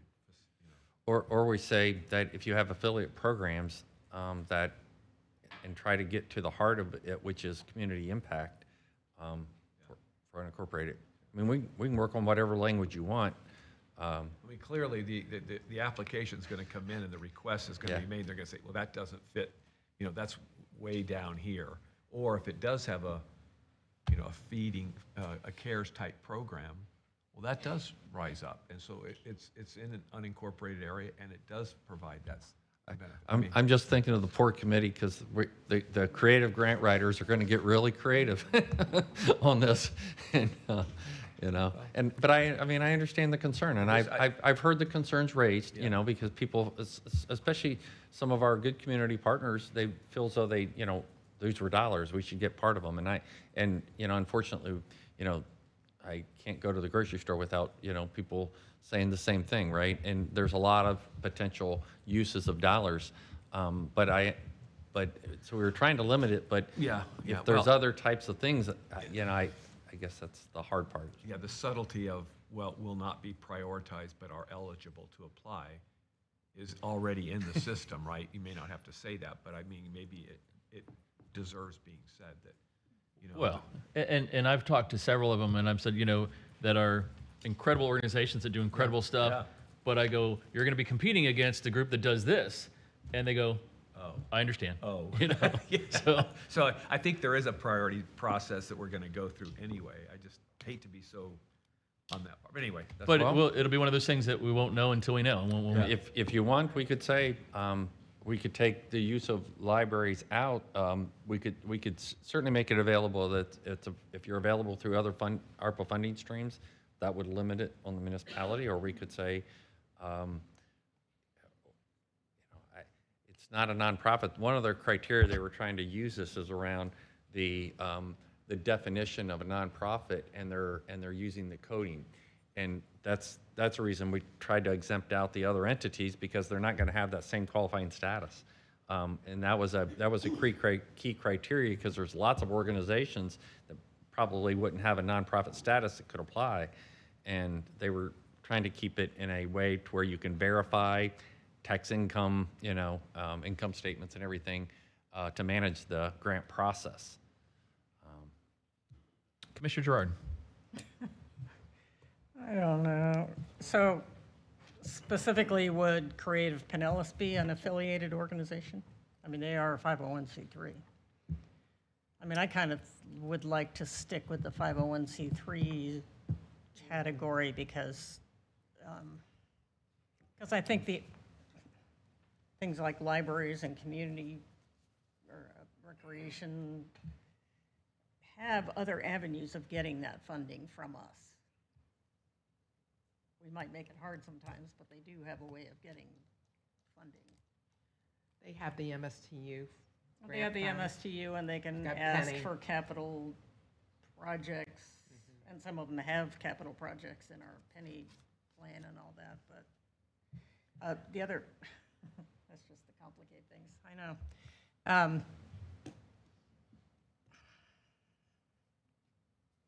I hate to single out libraries. The other question I had was, okay, some nonprofits got money from ARPA as well, like PPP money. Right. That doesn't disqualify them. No, we ask about it. When we go into criteria, it's about, we ask what prior funding have you gotten, pandemic relief funding in general, and then for this project or purchase. And it's evaluated through the dimension of, based on the resources of this organization, have they sought other funding that would be appropriate? So if they are very small, they might not have the same resource development capacity that a larger organization would. So a criteria, and we were talking about this when we were originally, thinking about, you go Feeding Tampa Bay, and then you think about a local feeding program, and they're going after, federal grants. They've got a whole grant section, and then you've got a local group that probably doesn't have the wherewithal to even apply for those funds.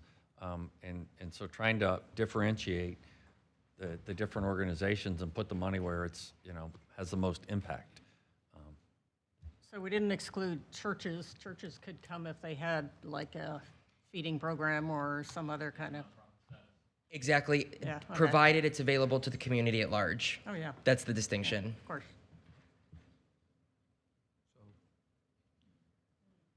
I mean, I certainly understand where everybody's coming from. I just didn't want to flat out rule them out. And that's why the language that I said was, will not be prioritized, but are eligible to apply, gives them a sense that, well, it's going to have a higher, quote unquote, higher calling, so to speak. And it won't be an MSTU grant request like for whatever, So anyway, that's Well, just, it's, that MSTU is 25,000, whereas this might be $1 million. could be, but not likely. I mean, if we're going to have $2.5 million for the first phase. Small projects. Could be, though. You're right. For the small ones, Well, it's up right. to 200, right? Yes, the small purchase is up to 200. I guess I don't have a problem with that, So if we, the way you worded it, yeah. so the wording, and I'm trying to look around I to mean, see Yeah, you where need- commissioners are at. If we said, rather than government entities, how about, something to get to special service, districts, or others may be eligible, but the funding priorities will go to community impact, or something like that. Is that where I'm hearing? Yeah, I let you all wordsmith that a little bit better instead of us trying to do that here today. Yeah, well, yeah. So are you okay with us having a limited window of opening that up and then just saying that It's not a priority, yeah, okay. but you can apply. I just hate to miss out. There may be something out there that, So we'll look at that, we'll word it, and we'll submit that to you and get your feedback on it, Okay. incorporate that. Excellent. Thank you. So the review committees, we are currently reaching out to folks in the community.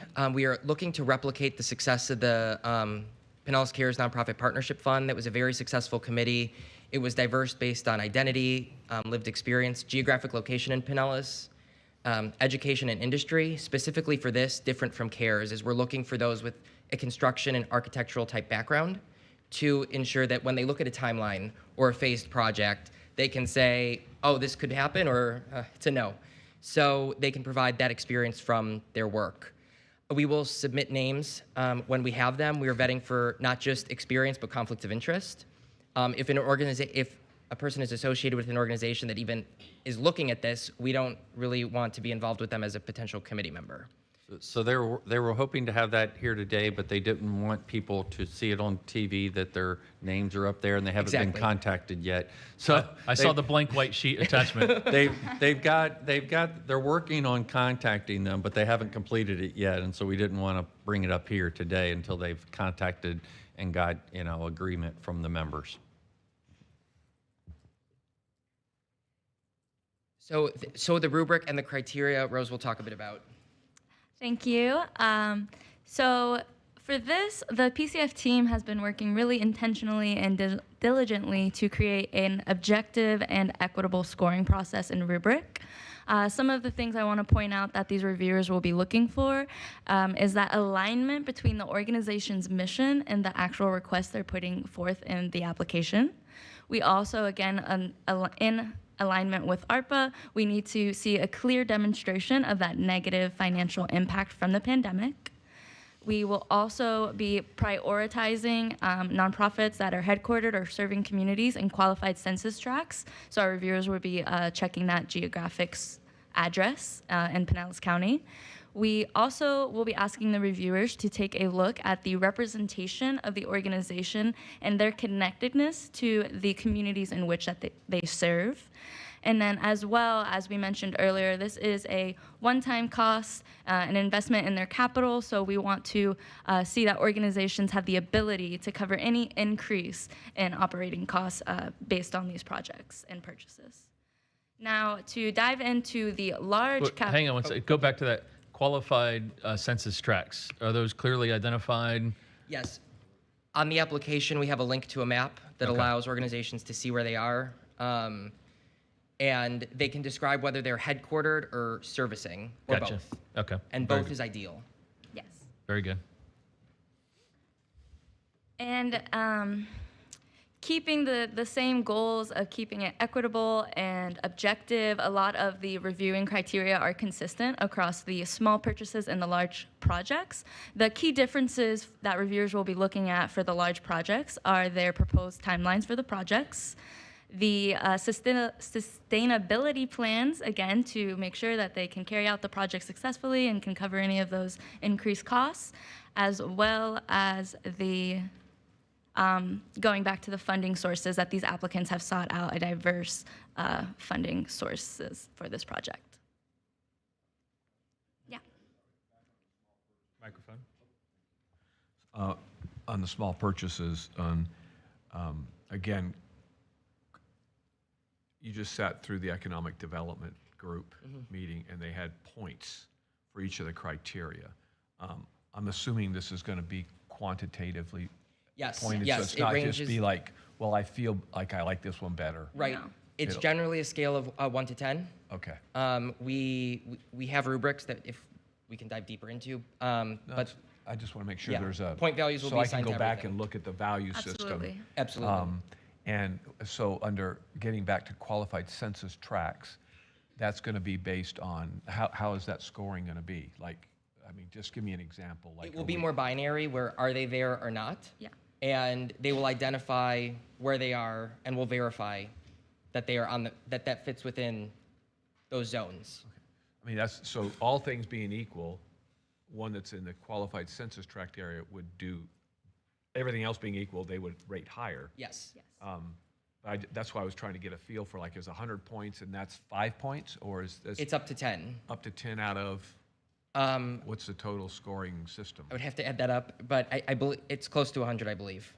So So you're either 10 or 0 there. yes, based on serving, headquartered, or nothing. And that's based on Okay. ARPA's final rule Okay. that specifically Got it. prioritizes So those. serving could get you some points. Who you're serving could get you some points. If you do both, it gets you Yes. the most points. Exactly. Okay, just want to make sure. Thank you. Yeah, that's all. Thank you. So on to the technical assistance we're going to be providing applicants. We had a lot of success on CARES of helping build organizational capacity while they move through the process. We're going to be doing a lot of word of mouth, print, and digital marketing efforts. We're already speaking with the communications department at the county to offer unified messaging.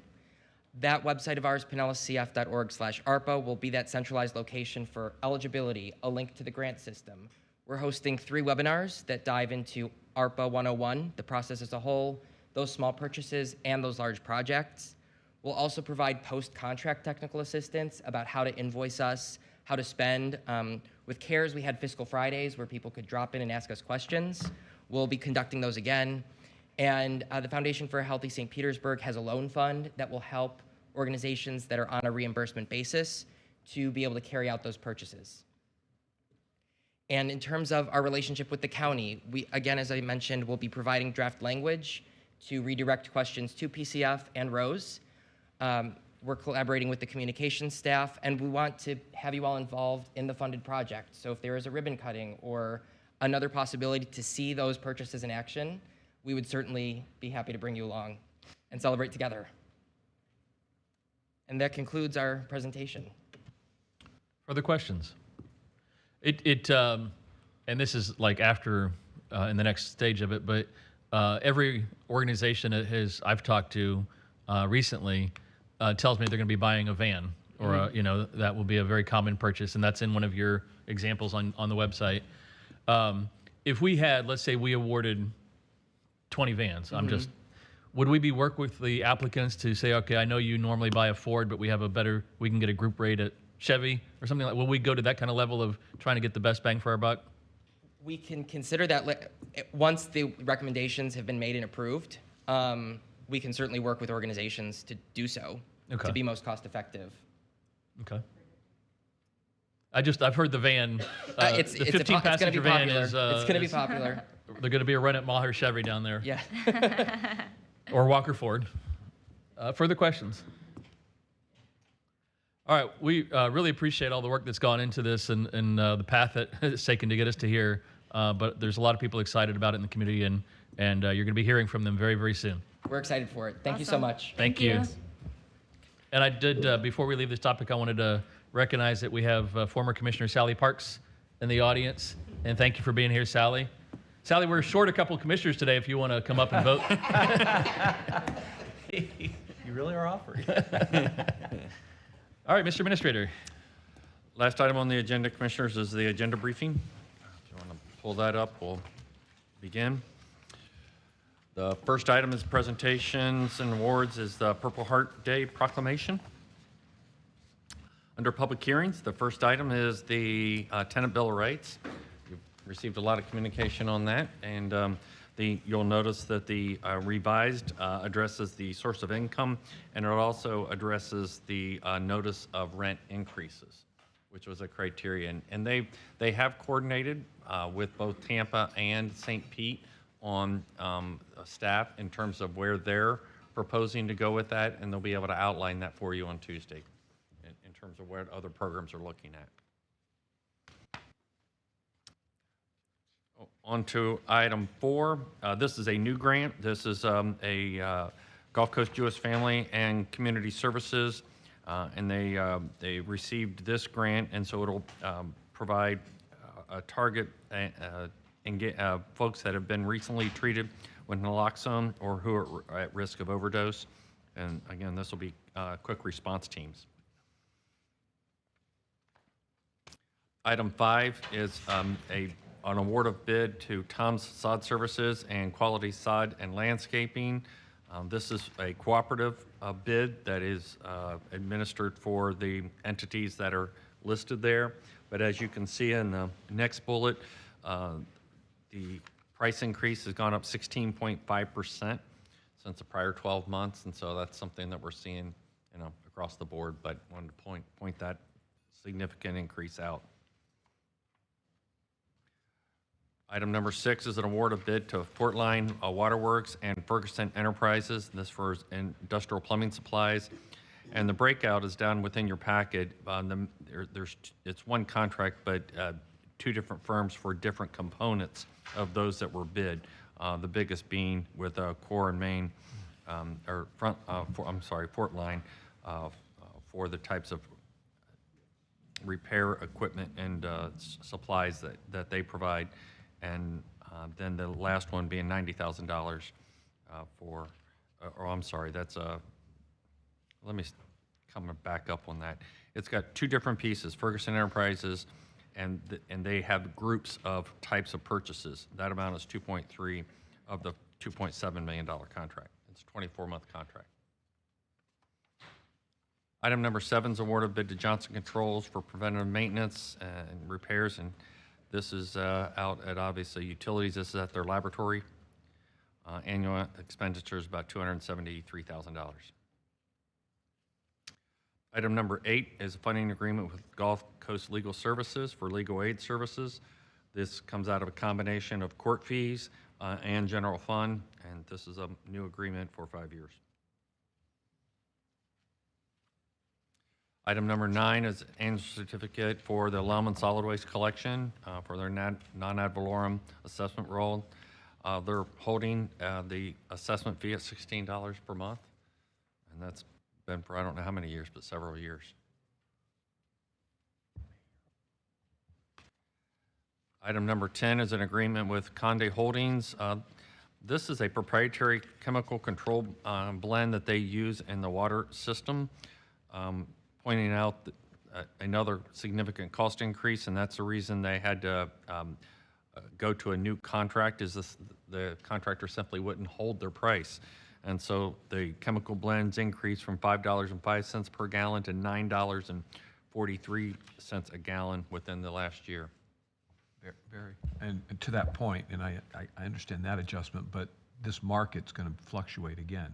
It is. So we have abilities to track the cost market for them so that we can redress that through some other bidding process. And when we start to see those costs of goods sold for them starting to drop significantly, do we have the ability to open the contract? I'm going to let Hillary come up, and the answer is yes, and that's the reason they're modifying some of these long-term agreements to be short-term agreements because of these large price fluctuations.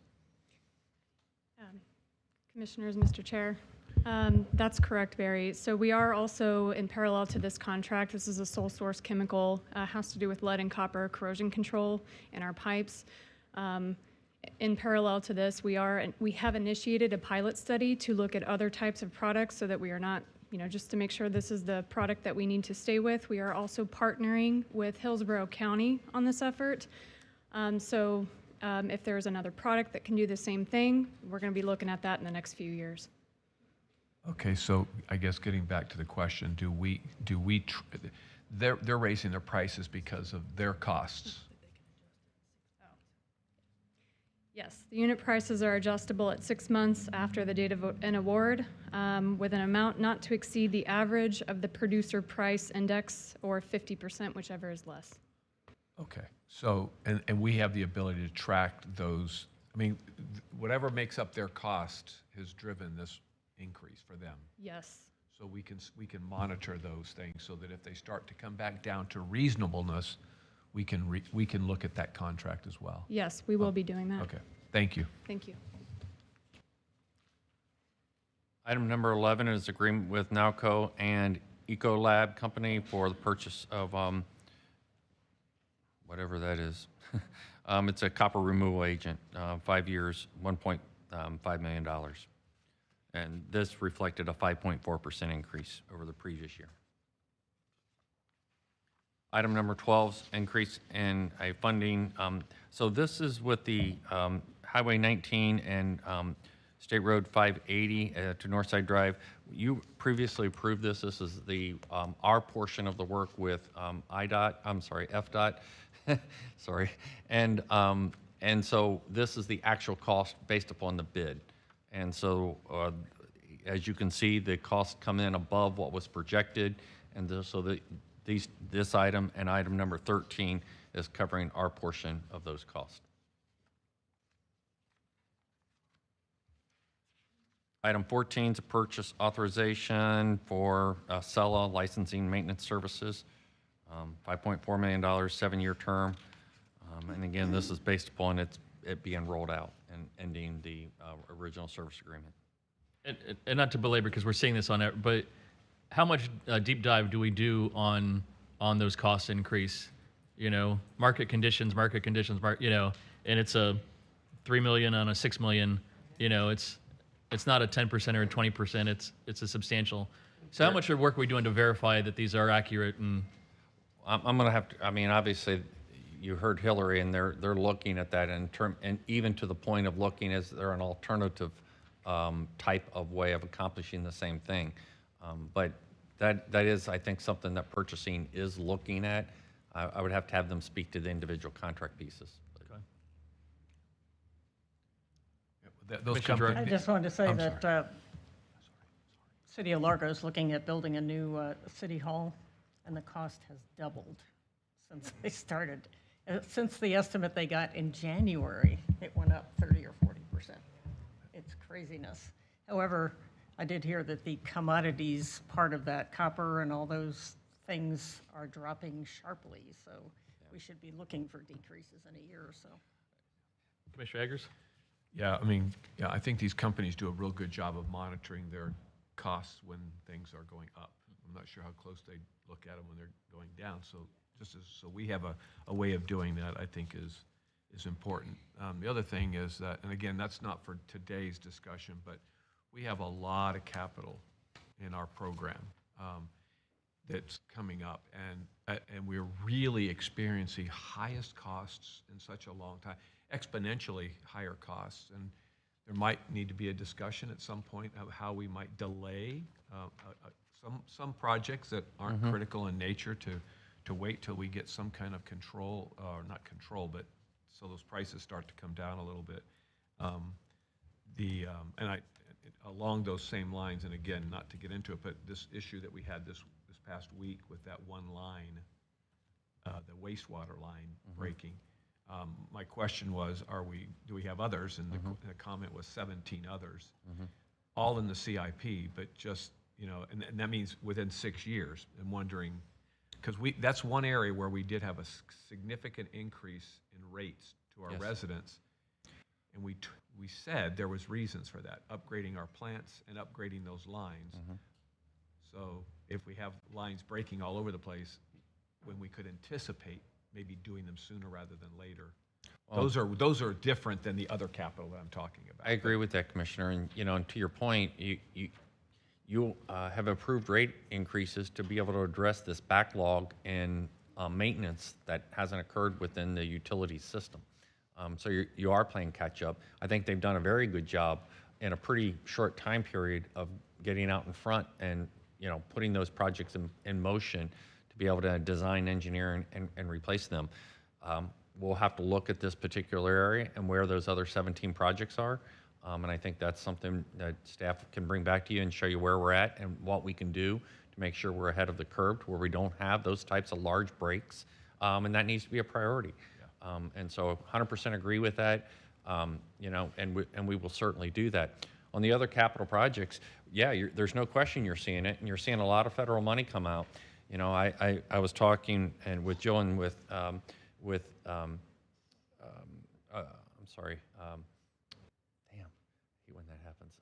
But when we were talking about our large capital projects, and with federal money coming out, even your ability to hire contractors, they've only got so much capacity and bring them on. And so we're trying to figure out projects that we want to do internally versus contracting out. I would you know, on some of these ramp up projects, I'd rather push it out, get them done sooner, but we may want to wait and, just get the design done and then kind of watch the market over the next year and see if things settle out. But I doubt it's going to be a short-term issue because there's a lot of federal money that people are going to be contracting out for. And so that is something that we're having discussions about and trying to bring to you some refined plans based upon those projections. Yep, I appreciate the thought of finding out where those 17 projects Yes. are. I think you said they were in the CIP, which means in the next 6 years, but boy, oh boy, it'd be nice to get those as quickly as possible. But We haven't had, obviously, since this weekend, had that discussion, Yeah. but we certainly will. again, thank you, Hillary. Item number 15 are reappointments to the Emergency Medical Services Advisory Committee. Item 16 are 2 reappointments and 1 appointment to the Emergency Medical Services Medical Control Board. Item 17 is an amendment number 1. This is for a Sky Boom aerial fire apparatus equipment not to exceed $1.3 million, and this is for the Lellman's Fire District serving Tierra Verde. Under item number 18, I'm asking for the board to ratify authority that was granted by the chair in a case involving enforcement of the mangrove code. We have not actually filed suit in that matter just yet, but we do feel, I do wish to ask the board to ratify that authority in case it becomes necessary to do so. On that item, I'd sure like to have somebody from staff here that can explain again what we're talking, not the suit side, the potential suit side, but what it is that's at issue. So if we can do that, that would be great. I mean, I'm getting up to speed on it, just enough to be dangerous, but it'd be nice to understand it for sure. What we're talking The remaining issue with the folks that are listed here as the potential defendants is their desire to trim mangroves located on county-owned property. Right. And the county has not given permission for those mangroves to be trimmed, and there is no entitlement to do so under the code or our local code or the state statutes that apply. This is really a proprietary issue for the county. It's county-owned property. proprietary issue, and then there's a practical side too, and I just want to make sure I'm clear on that, because we do trim mangroves on our properties in this county. what I've been- We do. So what I'm saying is that, okay, so you can't do it, but we can do it, so let's do it, versus, and that's an operational versus a legal thing. So I just want to make sure I understand that. We could get into when you do mangrove trimming and when you don't do mangrove trimming. Right. Okay, this is a little bit different in that, because here you have a property owner that has said, I'm going to trim on your property, and it's a direct threat. And I think that's the issue from the injunctive relief, is because of that threat, we're taking a proactive saying, no, you cannot do that. We can have a discussion about whether we should or shouldn't trim. But you've made a direct threat that we're going to come onto your property and trim. Well, a lot of people make threats, but they don't do it. But there's also a history to this particular one. I just want to make sure we're clear on that too. So. And in follow-up, I was, Commissioner Eggers, between meeting with you, and I know that you posed this question to me when we met, was informed by staff with the various departments, including parks, that the county does not trim any mangroves on county-owned property for purposes of view, which is what this would be. Right. Now, we do trim for operational type purposes. So if it's if there's mangroves obstructing, for instance, like an outfall, we would trim those, but we do not, I am informed, do not trim any mangroves on county-owned property to obtain a view or to create a view. So under item number 19, this is a pretty routine request from the tax collector, asking the board to extend the tax rolls so that he can get bills sent out in a timely manner. This is something that the tax collector comes to you for pretty much every year because of the ongoing value adjustment board hearings. And I am not anticipating anything under county attorney reports. Under 21, as the county administrator's report, I'll be updating you. So we have to set the maximum millage rates for certification. That is an amount that you cannot exceed once we set that. So I'll be doing that. I've uploaded a proposed set of maximum millages. When we get actually to the public hearing, if you'll notice from when we presented the budget, there are some areas around fire district levies and stuff that we're going to propose some reductions on. And we're working with them to make sure, and also with special districts. And so we will propose a few of those, but these are just setting the maximum millages for consideration in case you want to make adjustments during that budgetary public hearing process. And that's it. Any commissioner planning on bringing new business? Not really new business. I just had a question about whether the county's air quality people are working with the city of St. Pete on the Child's Park odors. Come on up, Jill. Okay, Microphone. great. Oh, yes, I have been in touch with staff. We've had a couple of conversations. I've been in touch, because this was the issue when I served on city council. Yeah. And I shared with them, the footprint has grown. Unfortunately, he got a permit to expand that site. But I'm going to be meeting with Mayor Ken Welch and Senator Darrell Roussan, because he's trying to work it from his end. I think we're scheduled to meet. Darlene, is it next week? Yes. Next week. Yeah, we're trying to work it out, because I live on 3rd and 39th. The plant or facility is off of 43rd. When it's really cooking, I can smell it all the way at my house. And so if you live across the street from it, it just multiply that times 10. I do know, and again, I've told the gentleman and I've told staff, I'm not trying to run the man out of business. His plant was there when you look at the plat prior, back in the 1950s, I think it was. But it was a much smaller footprint. It was one tower, one building, and now it's gone back almost a full block and a half. So it has grown. The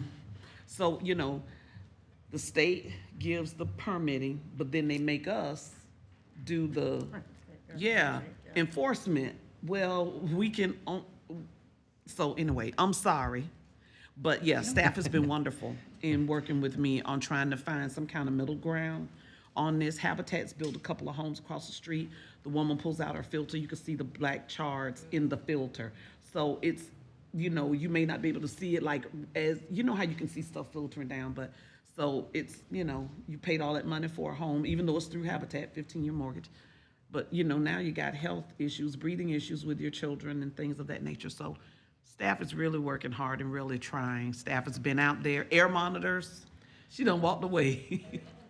Well, you're explaining it. Oh, sorry. Air monitors have been placed out there. Additional monitors have been placed. The University of South Florida has gotten involved from an environmental standpoint. I mean, we're trying to put a very good case together to show this is not anyone's imagination. This is actually happening. It has its effects, and we got to figure out something. And that's what I want to try and understand. I mean, this has been, I had not heard of it as long as it's been going on. And whether it was an odor, whether it was an actual, damage, you're saying it's going, you can see it in the filter, that certainly is concerning. And, that we have received complaints a long time ago and had various levels of monitoring over the years and enforcement, I guess, or it has risen to the level that we can do something with enforcement. So that's where I want to try and understand where we're at a little bit better. Yes, so thank you, Commissioner Flowers. She gave an excellent, very thorough, complete response. We are in exactly, as she was saying, the additional data collection. We have placed additional monitors, and we are, again, as she pointed out, working with the university, trying to build the correct records and the data analysis that we need to determine what's going to be the regulatory fix. It's probably going to have a bunch of different components. I mean, we don't think it's going to be just, one thing that will make it okay. So, and we have to do that, as Commissioner Flowers said, with, with the state and the federal requirements, so.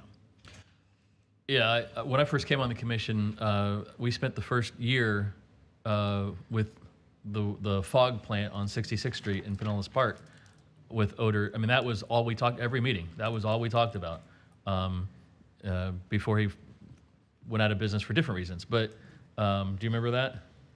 And so I just, like I said, I had not heard these until it started to get the publicity more recently. But okay. Appreciate the update.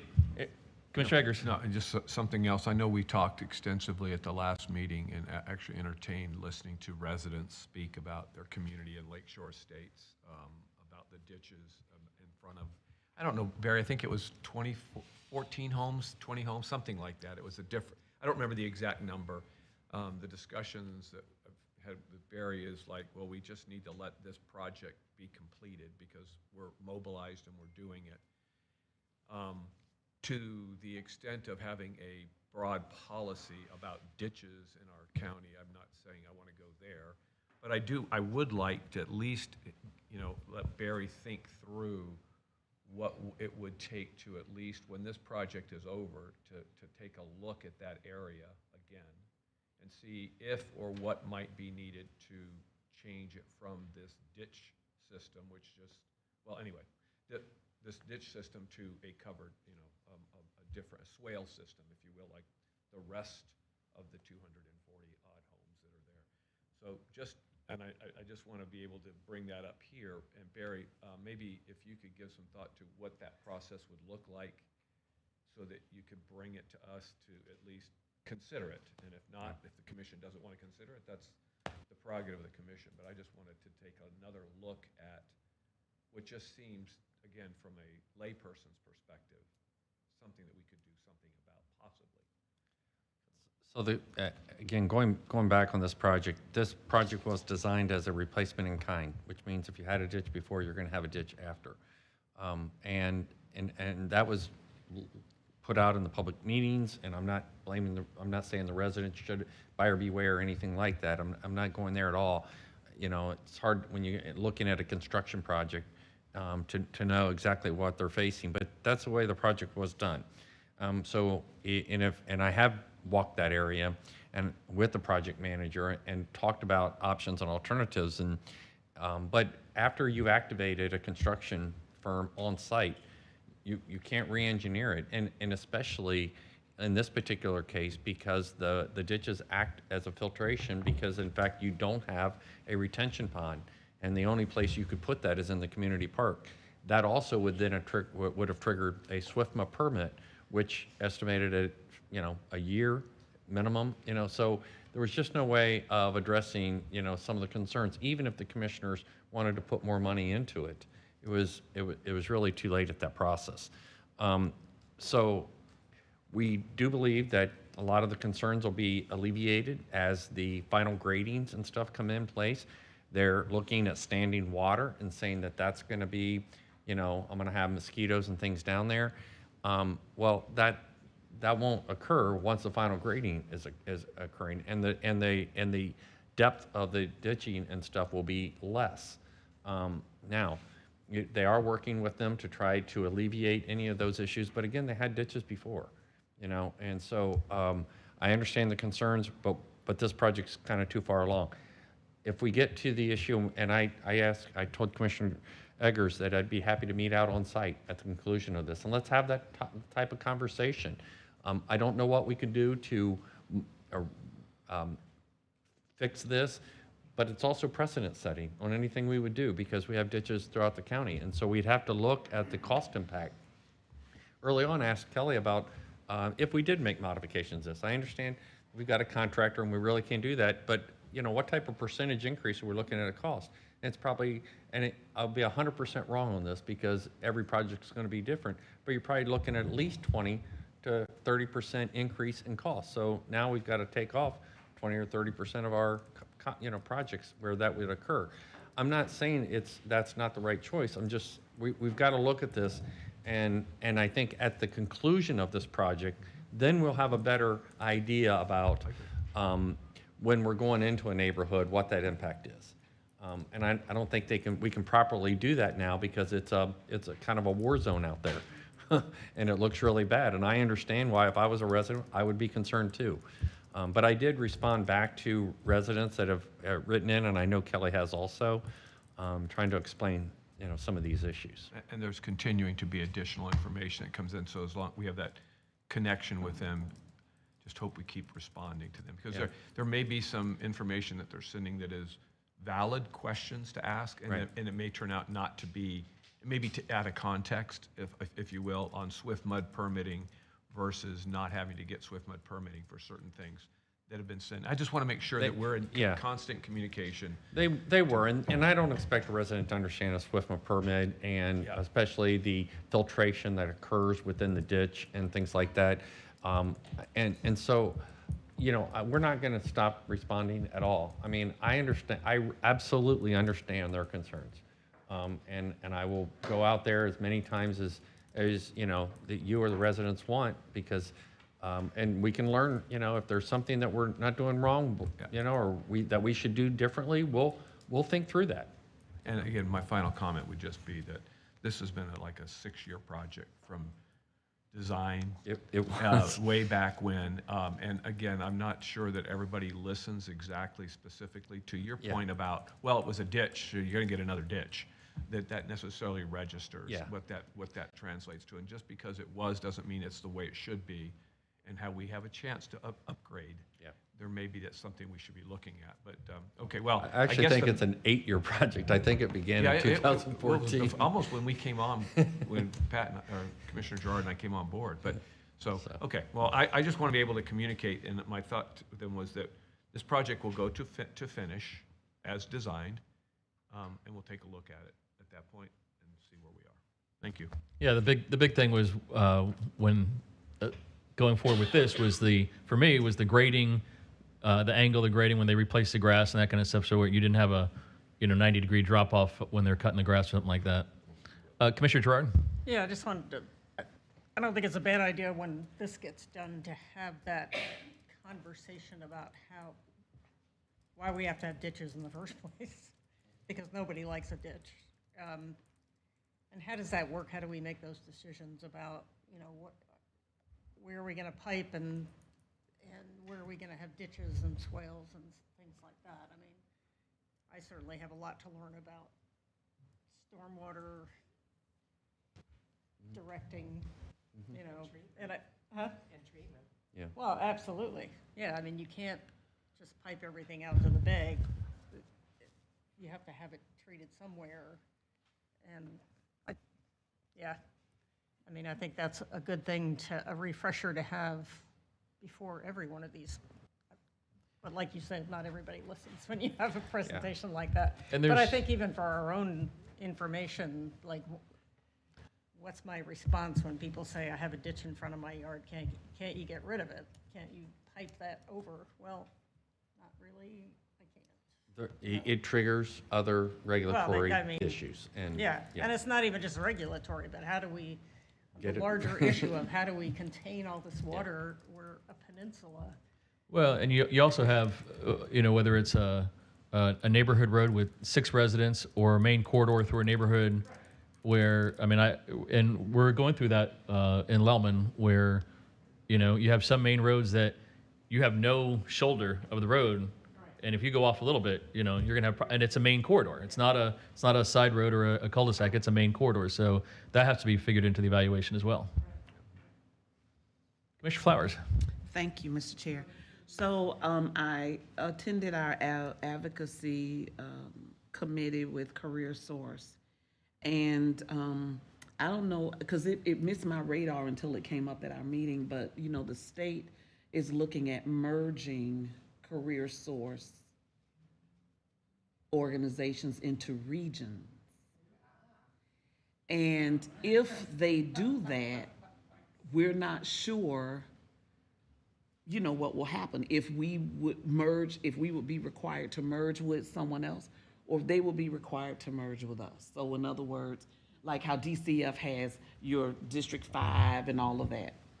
So I shared with you all that we were in the process of, looking for a new executive director. Well, we were told that the decision should be made somewhere around September, October. It is not appropriate, in my opinion, that we look at going through this process, paying I think the smallest amount we got quoted to us was about $28,000.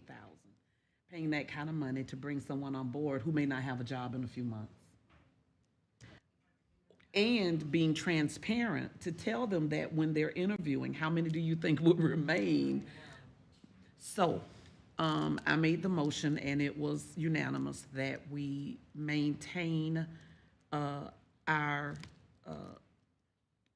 relationship the way that it is now, having Mr. Meir continue to serve as the interim.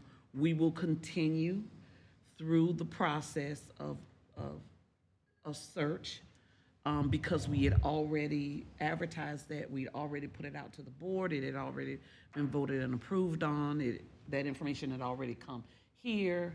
And so we are hopeful that some kind of decision will be made by the state, timely, as they said, by September, October. Who makes that decision? I think that will come out of whoever the Career Source Regional Economic Development Group is. Economic opportunity? I mean, was that? Yeah. Yeah, That's I not a believe- legislative, though? That would, No, it comes from the agency. Okay. It's not a, so. DEO. We are hopeful, and I'll get that for you specifically, who will be determining if it's broken down into regions. Anyway, so we thought the prudent thing to do would be to keep Mr. Meir as the interim executive director. He certainly can apply sure. to be the permanent. I will tell you that we're doing very well. Our audit was clean. Staff morale has really increased. Persons are settling into their roles. We're providing some of the support services to clients that needed to be provided in order for them to move fluidly through the process towards self-sufficiency, which is the goal. Expanding some of the employment opportunity training compendiums. So all of those things are moving forward, and our board is really happy about that. But this, I felt like, and that's why I put the motion out there, it would have been more of a hiccup and taking our staff through yet another transition that may require another transition, very quickly. Kevin Knutson was there. Is that him? Is that Kevin? Oh, hey, I was gonna look, yeah, Kevin was there. So he provided some real good devil's advocate points, which was, what if we are in a flux here? And so the state sees it as, well, they've not decided anything anyway, so we'll go ahead and move them, with another group. We talked about that, but again, it's just so much change in so little time and not really being fair. And if I were applying for a job and you told me that, I could get the job, but I may not have a job in 2 months, I would move on. So anyway, that's what's going on. And I will, I've always said I'm keeping you guys informed every step of the way. But didn't want you to think that we are not in a good shape or a good way. We are, but of course, whatever Tallahassee says, that's what it will be. I am hopeful, though, that seeing all the things that we've been able to do since all of the Ed Peachy stuff and all of that, that they will see that we are a stronger organization, more focused, more settled, more directed. And that if anything, somebody would have to they would be pulled into us, not, the other way around. Commissioner Jordan. So they're not just talking about putting us in a district, they're talking about the whole state like DCF has? It's the whole state, yeah. It's not just locally. So that's why I gave the example of DCF. Remember, DCF Yeah. went to regions, and so Right. you're in District 5 or District 7 or 13 or whatever. So they're it talking very about well- the same kind of regions? Like Honey, Suncoast has, what, Girl, 8 counties in it? You, We have no idea. yeah. Okay. I mean, it could be. Maybe we could send them a few- Pinellas, few news Hillsborough. articles to refresh your memory on some of this. Yeah. All right. So anyway, that's where we are. And Mr. Knutson did say that there was a meeting coming up that he would be attending. I can't remember if you would like to share that, please, so that they could have that information. And thank you so much, Mr. Knutson, for your work, too. Kevin Knutson, Assistant County Administrator. So it is DEO who commissioned the study. It's underway, and I'm going to a Florida Workforce Development Association board meeting on September 11th, and that firm will be there to give us an update on the project, so we'll know where they're at. It is statewide. They're looking at reducing the total number of workforce development programs in the state, but it's not decided. They did not telegraph what their expected outcome was. It's just a study to see what is preferable in terms of managing all. And this was a departmental, it wasn't a legislative directive? As far as I know, it was departmental, but it did arise out of a discussion from 2 legislatures ago about the way the state runs these programs. Sure, okay. And that may have been because, you know, years prior, there were some huge things going on in Hillsborough, and, you know, unfortunately, individuals made bad decisions, and now it's reflecting on everybody, you know, rather than them just saying we're dealing with those 2 people or 3 people or whatever. You know, it's kind of unfortunately like what Tallahassee does, you know, looking at everybody instead of looking at the issue and solving that specific issue. Their stated purpose is efficiency in the programs. And we're Yeah, quite but I think efficient. we lose a lot of autonomy Yes. for the county and a lot of specific attention to our needs rather than the Right. whole region. So we're looking forward to Mr. Knutsen's report back. But, so that's where we are. So Mr. Muir will continue. And again, we had excellent, Jill probably is going to be like, oh, Renee actually said that. We did have excellent legal advice from the attorney that was on. And they did ask, they said, I think we should refer to Commissioner Flowers. I felt privileged, but I did have the answer for him. But anyway, we did have excellent legal advice on that. And that is one of the reasons why we took the direction that we did, because we would have had to have gone through a number of steps. We were all trying to see what we could do to make sure we're staying in line. Don't want to do anything out of line, but also making sure that we are transparent when we say this is what we're going to do and this is our process, that that's what we do. And it's not we're deciding this on our own kind of thing. So thank you, Mr. Knudsen. Thank you, Commissioner. Anything else for the good of the order? All right. Thank you very much. We're adjourned.